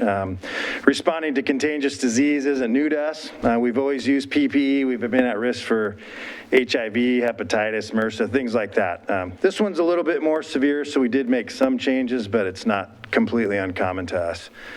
There's actually a few positive things that came out of this for us. The first being, we did a lot of drive-by parades, which were really enjoyable to do, and we had quite the age range. It's actually incorrect up there. It was actually 4 was our youngest, and 97 was the oldest. So along with the fire department, that was a real joy to participate and help give some happiness and people that missed out on their birthday parties. We also provided prescription medication delivery to the at-risk elderly communities who couldn't leave their home. So the demand wasn't entirely high. We were getting about 3 to 4 a week or so, but we wanted to do our part to help out wherever we could. We also increased phone consultations, so most of the calls that were non-emergent or non-emergency started with a phone consultation to see what the next steps were. Do we in fact need to come out? Do we need to take photographs, collect evidence, something like that? But we would do those things in advance and then make a plan as to how we would go about it. And we're still doing that to some degree now. Initially, we did a really heavy reduction in traffic enforcement because that's one of those things that really puts us in direct contact and close contact with a lot of people. So we were saving the traffic stops for basically the most severe violations, really high speeds and reckless driving and so forth. However, since then, we've loosened up some of those restrictions. We actually found some efficiencies in Zoom roll calls and meetings. Being a satellite office out here, we were already doing that to some degree, but we were starting to participate in a lot more meetings via Zoom. And then we actually found some efficiencies there, commute time saved and so forth. Unfortunately, we had to stop doing some community events, Coffee with a Cop as an example, some of those where we just couldn't pull the social distancing off, but we remain positive that we'll get back to that. So moving forward and getting back to the new normal, we've been working with the project to reopen the municipal court, which is coming right up. We'll play a role in that to initially keep it organized and running smoothly and figure out what we can do to help out. As I mentioned, we're also slowly increasing traffic enforcement again. Obviously, we're not doing the most minor, like not using a turn signal or very minor infractions we're still kind of overlooking those. I hate to say it, but that's where we're at now. We're kind of still being fairly reserved, but we've stepped that back up. We'll continue to do a lot of Zoom meetings, which, like I said, helps us with the reduced travel time and improved productivity. To some degree, we plan to open up for very small group tours like the Cub Scouts. We can still host a very small group and keep everybody spaced out because I know they enjoy doing that. And we can actually do a lot of it outside around a patrol car. So to some degree, we'll start opening back up to that too. And in that same note, we'll do the same to integrate back into community events. So I can take this one for you. Thank you. Do you have any questions for Chief? Okay, now I'll talk a little bit about. Yeah, Mayor Knapp. Yeah, we see you. So it looks like we're picking up half FTE detective.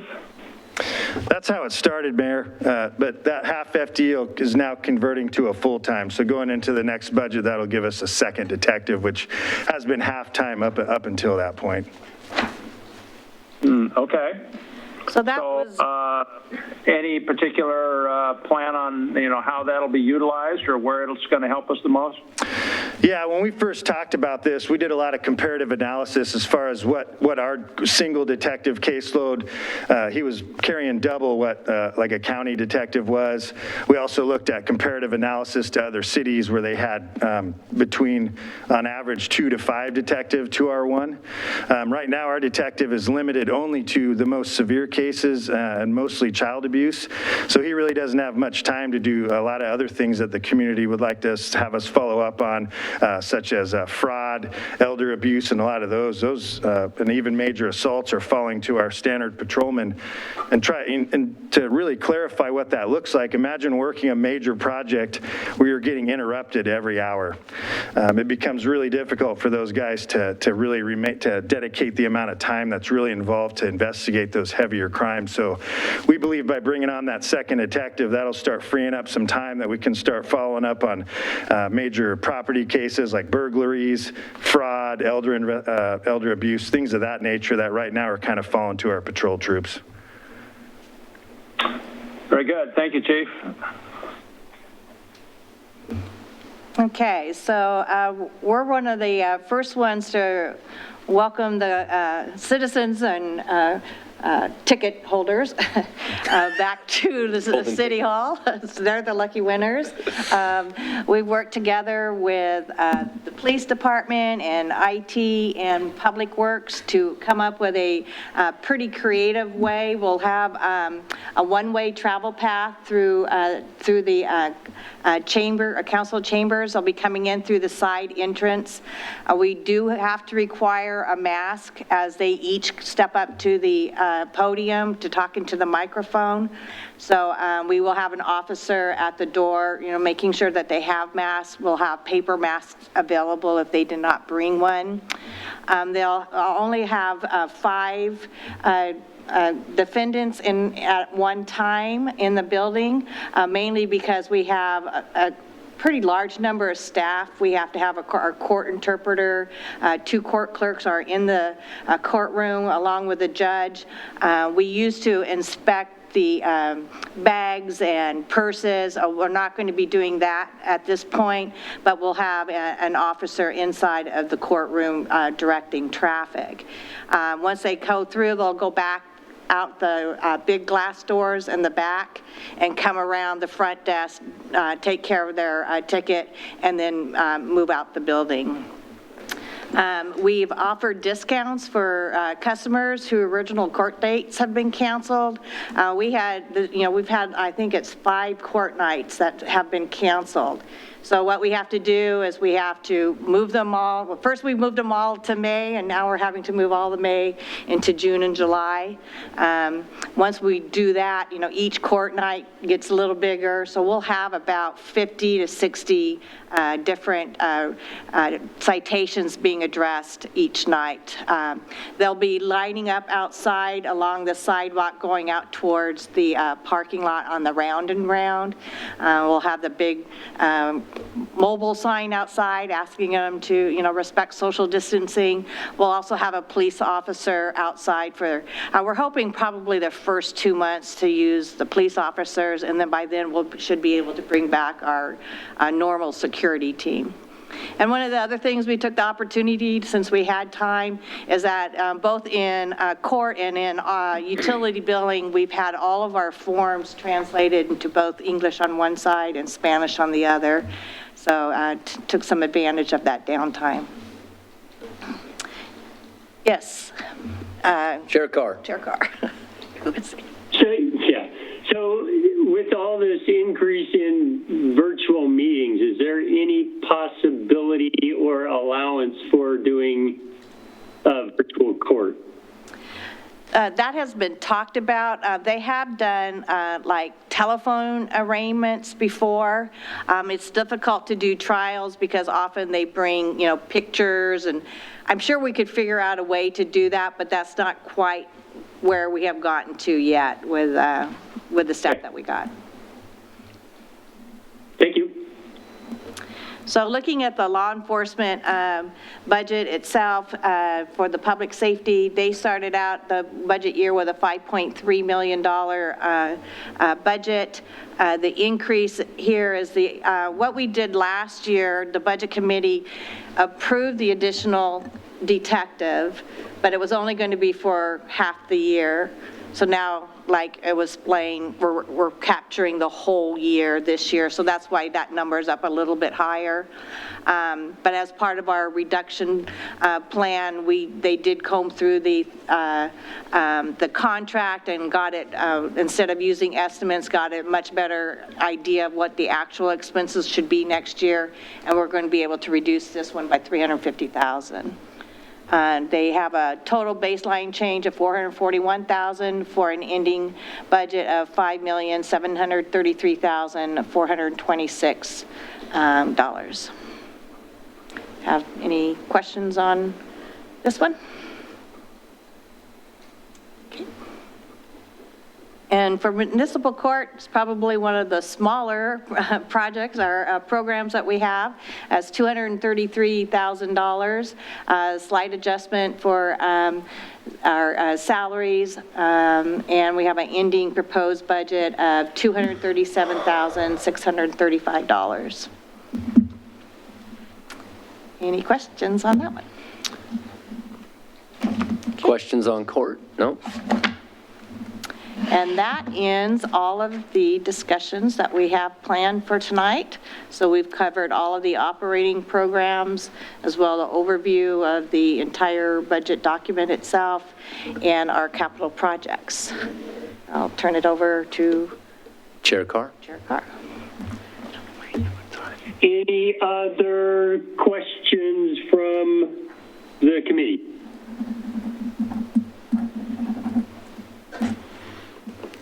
Did we receive any additional No. questions, comments by, no, none?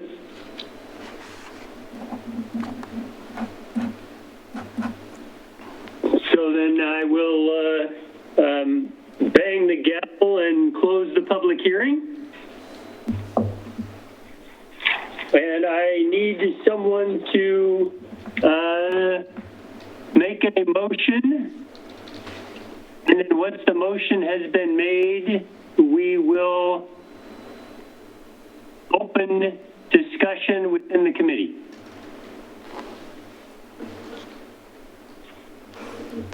Councilor Linville. I move for approval of the fiscal year 2020-21 proposed budget in the total amount of $214,299,467.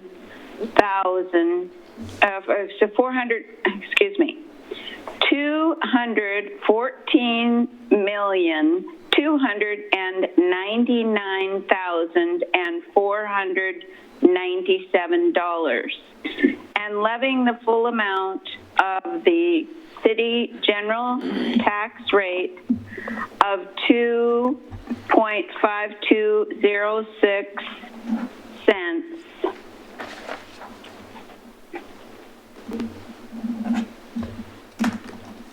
Second. I'll second that. Thank you. So now we open, so now the public hearing has been closed and we have made a motion to approve the budget. Do we have any discussion around this motion? Member Amadon. I would just like to point out to the committee on page Roman numeral 18 of the city manager message to the budget, second paragraph, and I'll just quote it. The main point is the budget presented herein will likely not look anything like the budget we end up with at the close of the next fiscal year. Okay. And while I am going to affirmatively vote for the proposed budget we have here, I do expect that it will be different. So I think what Brian wrote there is right on the mark. It's impossible for us to decide what's going to forecast what's going to happen in the next few months. And Brian, do you want to speak to, in that regard, what, how we're going to react differently in the fall timeframe? Well, we will be reviewing our revenue as it comes in, weekly, monthly, keeping you all informed about what we're seeing, making adjustments as we need to. So I would view this as a living, dynamic budget.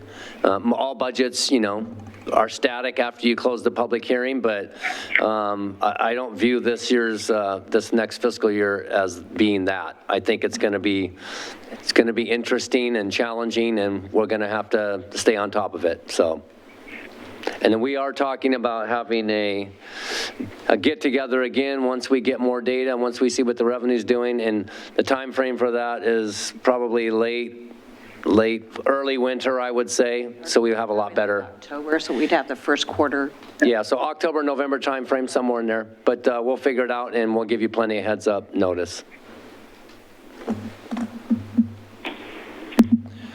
Okay, thank you, and thank you for acknowledging that, Bill. That was that's all on our minds, but yeah, no, thank you for verbalizing that. Any other discussion? Mayor Knapp and then Member Amadon. We're living with a lot of uncertainty, and that certainly is going to carry through to our budgetary considerations as we go forward. At the same time, I am impressed with the staff work that has gone on to, directly kind of look at what's being done, the initial reductions that were made, and just kind of a clear-eyed view of where we are and the challenges that we're going to face. So I think that is an appropriate way to approach this. I don't hear anybody panicking or alarmed, which is also appropriate. The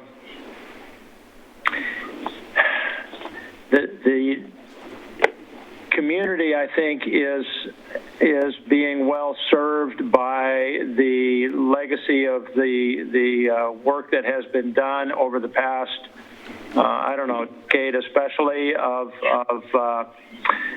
having our reserve and our fiscal financial policy in place, having those reserves build up to where we have some comfort, we have contingencies available. We never want to be in the middle of the rainstorm, but I think that we are hugely more prepared than we would have been a decade ago for this same kind of an event. And so while the challenges are still there, I think that we've got a strong city. I think our financial position is desirable, and I think that we just need to be paying attention, having our eyes open, proceed, without any illusions, but in a practical standpoint, I guess, of looking at what's going on around us, where changes need to be made, and making those adjustments and accommodations as we go forward. So I personally am very, very pleased with the work that the staff has done, with the process here that the committee's been through, which I very much appreciate. I really couldn't be any more happy with the position that we're in at this point in time, given the world we find ourselves living in at this moment. So that's kind of how it looks to me. I hope that we don't have any huge surprises, but I think that we are on solid ground here, and that's really what I want to convey, I guess. Member Amadon. Yeah, this kind of supports what Mayor Tim just suggested. The word fiscal prudence is in Brian's message, and I thought throughout our discussion over the last 2 days, that theme came out loud and strong. Everybody's paying attention to their budgets, and I think even though not all the budgets were reduced, it seems like generally speaking across the board, everybody was cutting costs. So kudos for that. The other point is, and I think we really understated what the city did. And I don't know who to recognize the city council, city manager, finance director, the whole team, but that PERS matching funds thing was huge. And while we on the budget committee are complaining because we spent more money than we thought we were going to spend last year, the fact of the matter is 25% match was almost $1 million to the city. And again, in support of what Mayor Tim just suggested, it's only because we were financially able to make that contribution that we earned the 25% matching funds. So Kathy and Keith, whatever you guys are doing, They're doing a lot. And the city council, the city council too, we really didn't talk about it much during the budget deliberations, except for we spent this much money. And even in Brian's message, it didn't say there's a 25% match and we got $880,000 or whatever it was. I couldn't find that in there, Brian, and I don't know if you want to change your message or it's too late, but anyway, I want to recognize what's been done. Thank you to everybody here. Thank you for those comments. Yeah, and I think it's just, I'll echo that, just that this city is not only professionally run, professionally managed, but it's also done in a fiscally responsible fashion that allows us the flexibility to do what we did with that PERS contribution. And even the responsiveness between when the book was made and where we are today shows the foresight and planning that this city has put forward. And yeah, I can't speak highly enough about all of city staff and leadership. As a citizen, it gives me a feeling of comfort knowing how well things are managed and run. So, thank you. Call for the question. Okay, well, I will, how do we want to vote on this? Are we going to do it by hand, or do we have to do yay, nays? I think you can do it by hand, and I'll just take note of how many hands go up. Oh, I guess we do need it on the record, so do you want to do a roll call? We'll do a roll call. Yeah, let's do a roll call. Okay.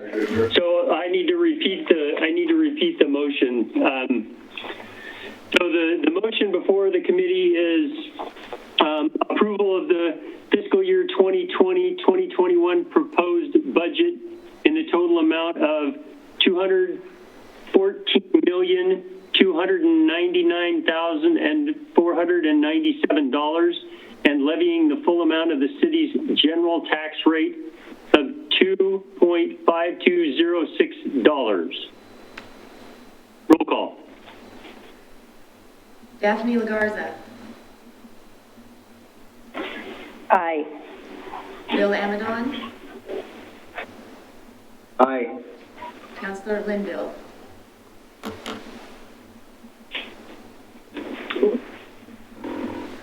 She's muted. Councilor Linville.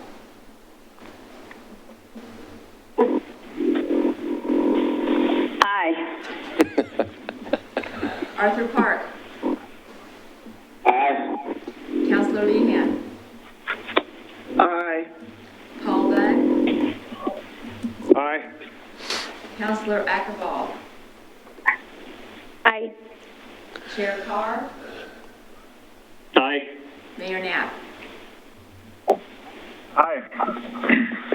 So that passes 9-0. Okay, thank you. So we will then move on to. You have to adjourn this meeting first. Yeah.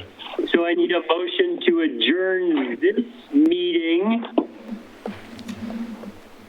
so that we can continue on with the urban renewal. So do I have a motion to adjourn this meeting? So moved. You adjourn the meeting? Second. And second? Second. And we all vote raise hands. All in favor?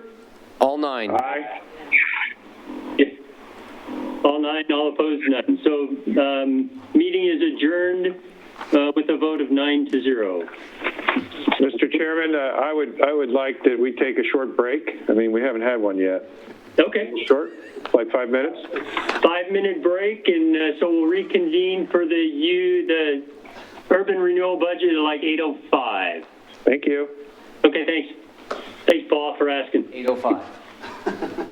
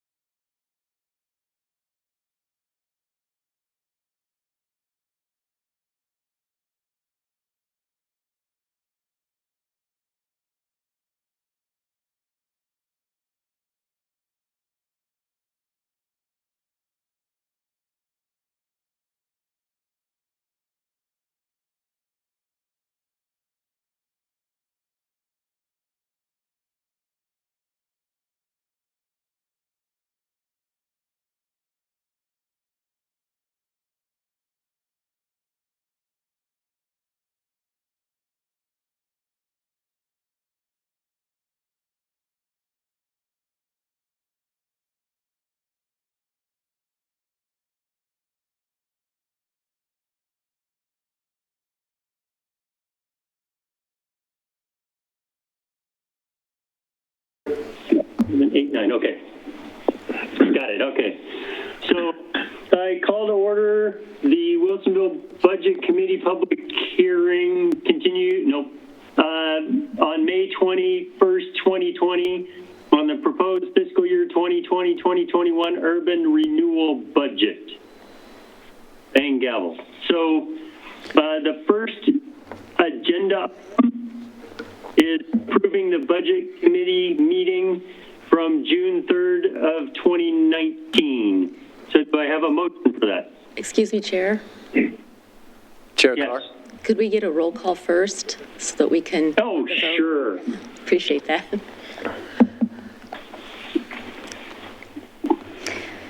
Daphne Lagarza? Present. Bill Amadon? Here. Arthur Park? Here. Paul Bunn? Here. Counselor Linville? Here. Counselor Lehan? Here. Counselor Ackerball?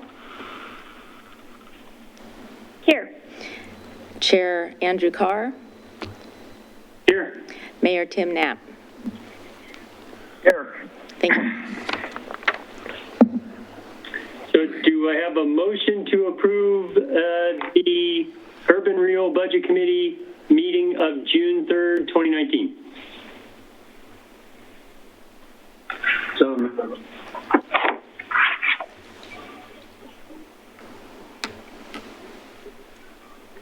Second. Second, okay. Can we vote by raising hands? All in favor? Aye. 9-0. No. And Sorry, 8-1. or abstain? Correct. One I'll abstention. abstain. Yes. So it's 8-0-1. It passes. Thank you. Mr. Chairman, Yes. on the agenda, I've got Susie Stevens, counselor. Is that? No, that's Join Linville. that's what happens when you pull up an old agenda from last year and you don't review it Yes. thoroughly. Sorry, Counselor Linville. Yeah. We apologized yesterday for the same error, so. At least we're consistent.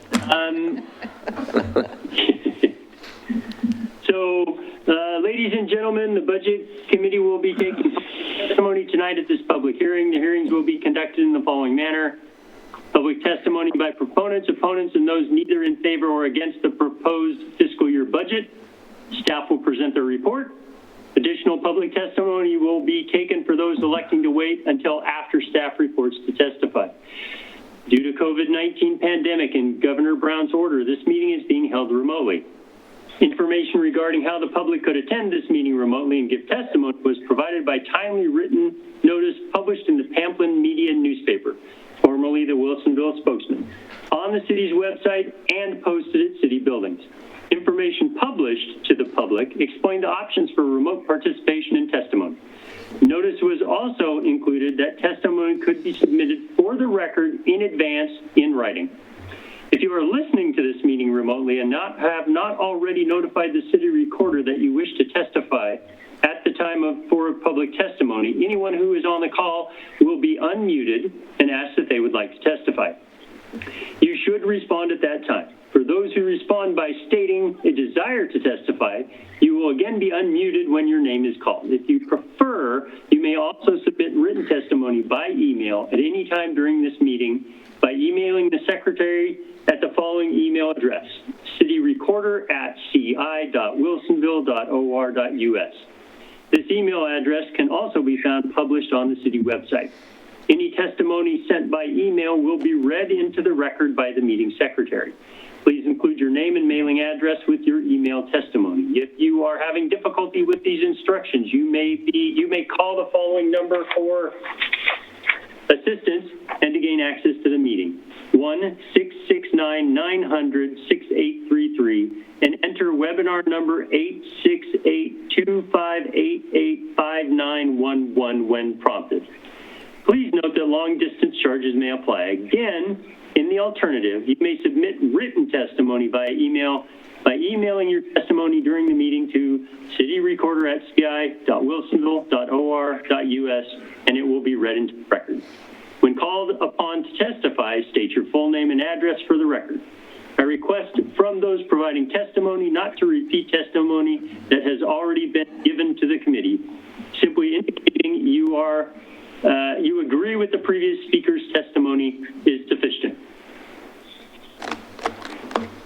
And with that, we will move on to the budget presentation. Okay, let's get down to work. It looks like we have just 4 slides here tonight, and we have 3 projects to discuss. We have the city has 1 urban renewal agency responsible for 3 urban renewal plans. The budget for the Urban Renewal Agency is $46.7 million, and that accounts for all the resources and the requirements. This slide here lists out the 3 plans.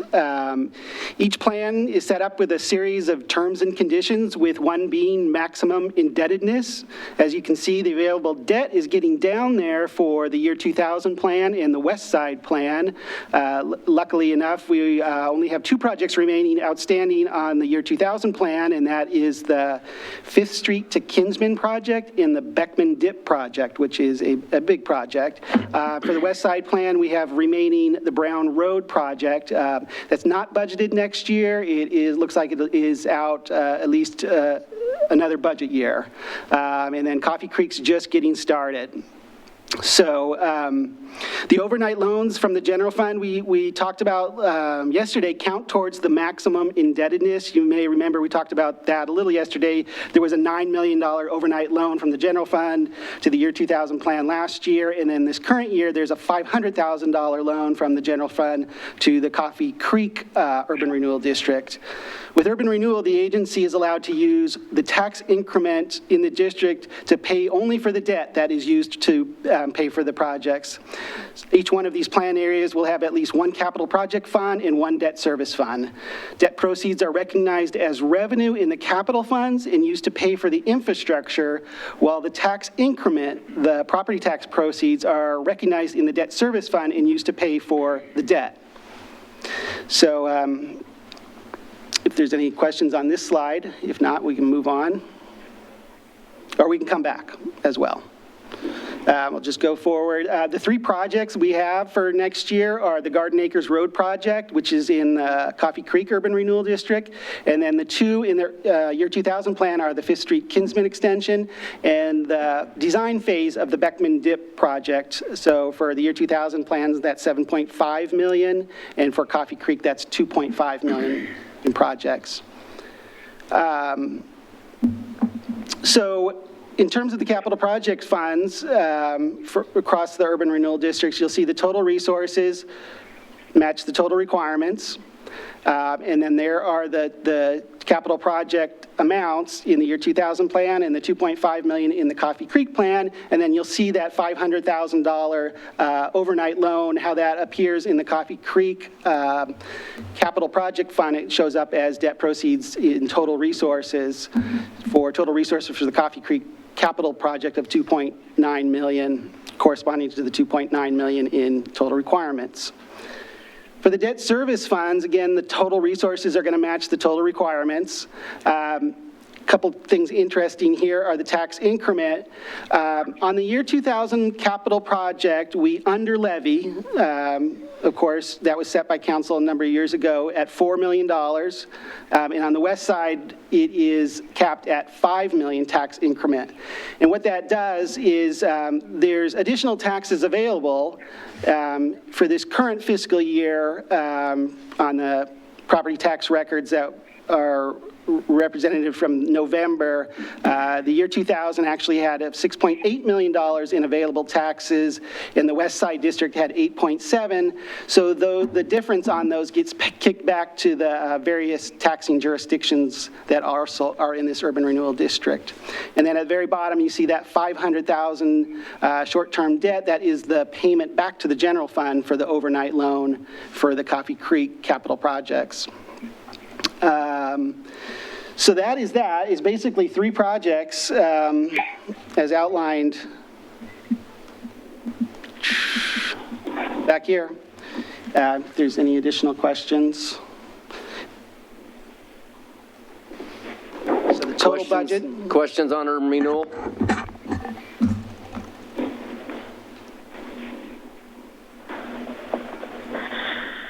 See none. Any public comments? The CIPs are essentially covered. Nothing. We have nothing coming in from the public. We covered most of this in the CIP discussions earlier, so. Yes.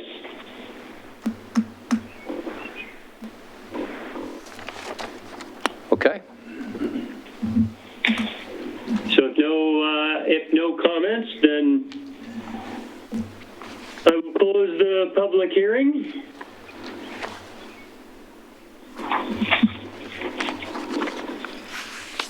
Do we have to vote on closing a public hearing?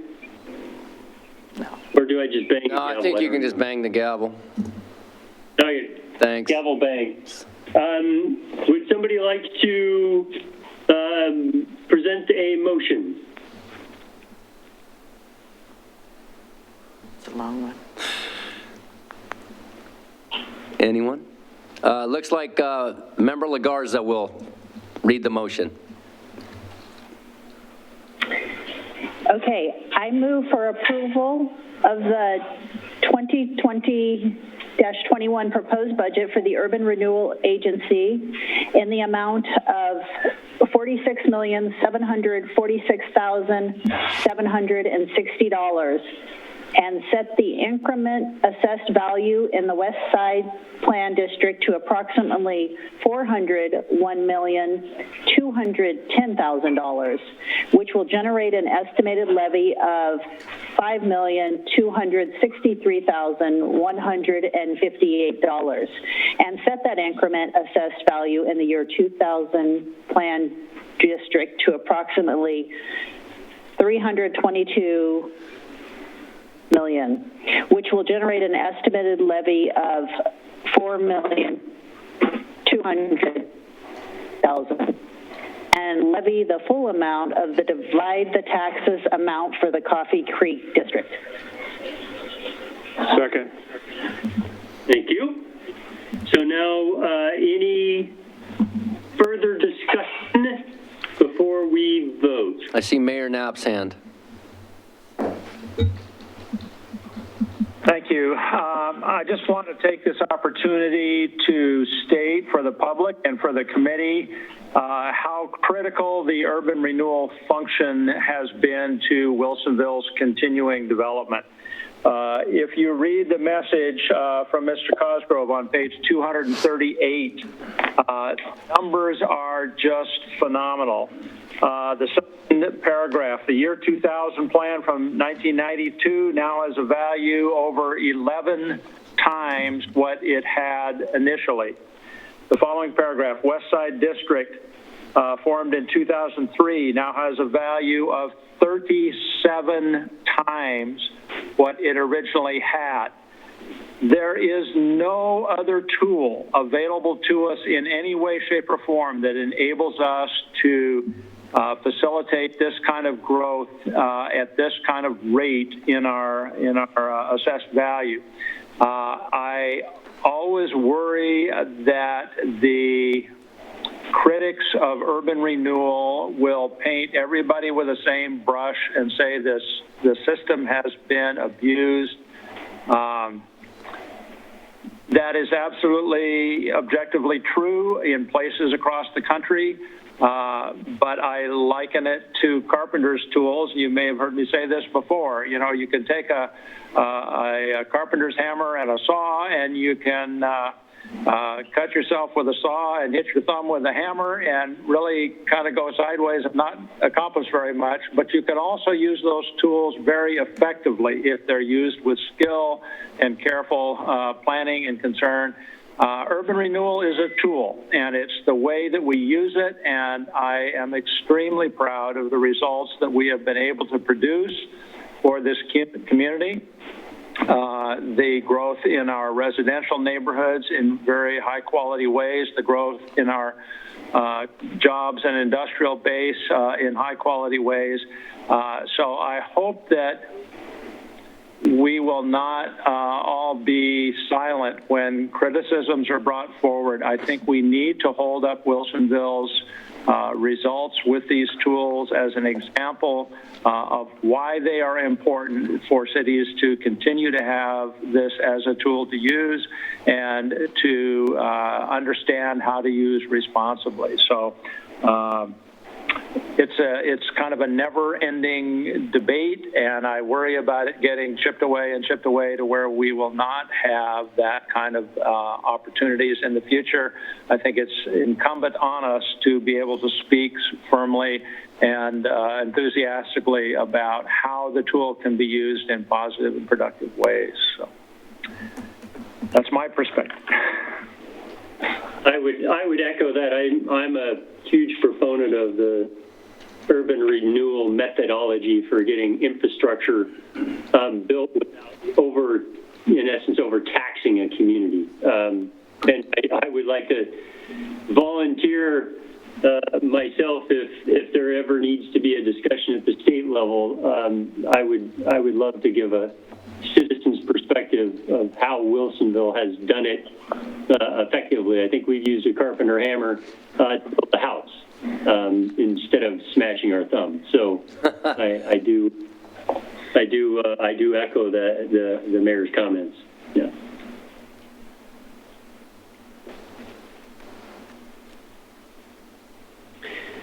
All right. Any other comments or questions? All right, then if we could take a roll call vote.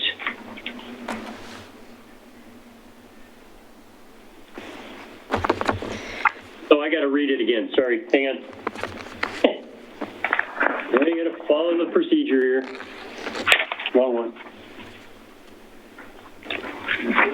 All right, we are going to vote on the motion before us, an approval of the 2020-2021 proposed budget for the Urban Renewal Agency in the amount of $46,746,760, and set the increment assessed value in the West Side Plan District to approximately $401,210,000, which will generate an estimated levy of $5,263,158, and set the increment assessed value in the year 2000 Plan District to approximately $322 million, which will generate an estimated levy of $4,200,000, and levy the full amount of the divide the taxes amount for the Coffee Creek District. Roll call vote, please. Councilor Ackerball? Yes. Paul Bunn? Aye. Councilor Lehan? Yes. Arthur Park? He said yes. Okay, thank you. Councilor Linville? Yes. Bill Amadon? Yes. Daphne LaGarza? Aye. Mayor Knapp? Yes. Chair Andrew Carr? Yes, in favor. So that passes 2, 3, 4, 5, 6, 7, 8, 9, 2, 0. And that's a wrap. That's a wrap. So do we have to make a motion to adjourn? Nope. You can bang your virtual gavel. Actually, Urban Renewal member Ackervall. Thank you. Before we all disband, I just wanted to say thank you to staff for helping facilitate this process for all of us, although in a different format this year. I really appreciate all the support that we've received along the way, as well as the excellent product that you continue to put together for the city. And then also to the budget committee members and the urban renewal budget committee members. We get together. I'm always just come away from our discussions grateful for the excellent thought that goes into the discussions and the questions that are brought, and the time that you share for all of the community members in Wilsonville. So thank you very much. Thank you. I'd like to say not only to all the staff for the documents, all the work they put into it, and but I would also like to special shout out to Kathy and Barbara, city attorney, just answering the plethora of emails that have been going back and forth, just so I could figure out what a chair does. So I appreciate through all this. Councilor Linville has a question. Yeah, Councilor Linville. Well, I wanted to just recognize that as my first budget committee meeting outside of the March review committee that I attended, I just wanted to echo Councilor Ackervall's comments. I'm so impressed with the quality of the document that was put together for us. But I really wanted to say thank you to the members of the committee. It's an incredible service that you provide for the city, and I know you get paid a lot of money for your work that you have done on this. But as seriously as volunteers, I know that reading a document of this length is not. It's a time-consuming item, and I just such appreciate the attention to detail that you all have put into this process. So thank you very much. Thank you. I missed the cookies. Yeah, I was going to say, man. Sorry. I missed Hey, the next year. Cookies and the sandwiches. Man, Yes. wow. We're looking forward to you eating those cookies. Don't forget about that trust Mexican me. food was good. So I just have one housekeeping item for the council members. My staff will be creating new documents for you that will filter through all the recommended changes that we made. So those should be coming out to you in a couple of days or so. Well, probably end of next week, in all honesty. But they're coming, so that by the time June 1st comes around, you'll have an updated version. I'll assume it would be a summary of the changes, not a whole new book. Yeah, just a summary of the actual changes that were amended, yes. Mr. Bunn. Yes, Mayor Knapp or City Manager Cosgrove, the thing about Tony Holt, will we see that? Yes, if you all want a copy, and if you want to sign that, we'll reach out to all of you. So absolutely, you will see it. It'll be in the final budget. Okay, and you'll let us know when we can come in wearing gloves and hazmat suits and stuff like that? Yes, we'll greet you at the door with PPE. There you go. I'm looking forward to it. I wanted to thank all Mayor Knapp, the council, and all of the members of this committee taking time out of your valuable schedule and reading such a comprehensive document and having good discussions and good questions. I think it proves the validity of a budget committee. The level of activity that we put forth for this. So thank you. Excellent job as chair. Yeah, thank you. Yeah, thank you, Andrew, for a good job as chair. Yeah, thank you. And on behalf of staff, can I also just thank each one of you? Local government depends on dedicated citizens like yourself volunteering your time. We appreciate you. Thank you for looking and going through this large document and listening to everything going on in our departments. It really means a lot for us, and you're focused on the right priorities, focused on the city's financial policies, and thank you very much. We appreciate you. Thank you. Okay, thanks everyone. Bye-bye. Good night. Okay. Thank you. Good night. Good night. Goodbye. Goodbye.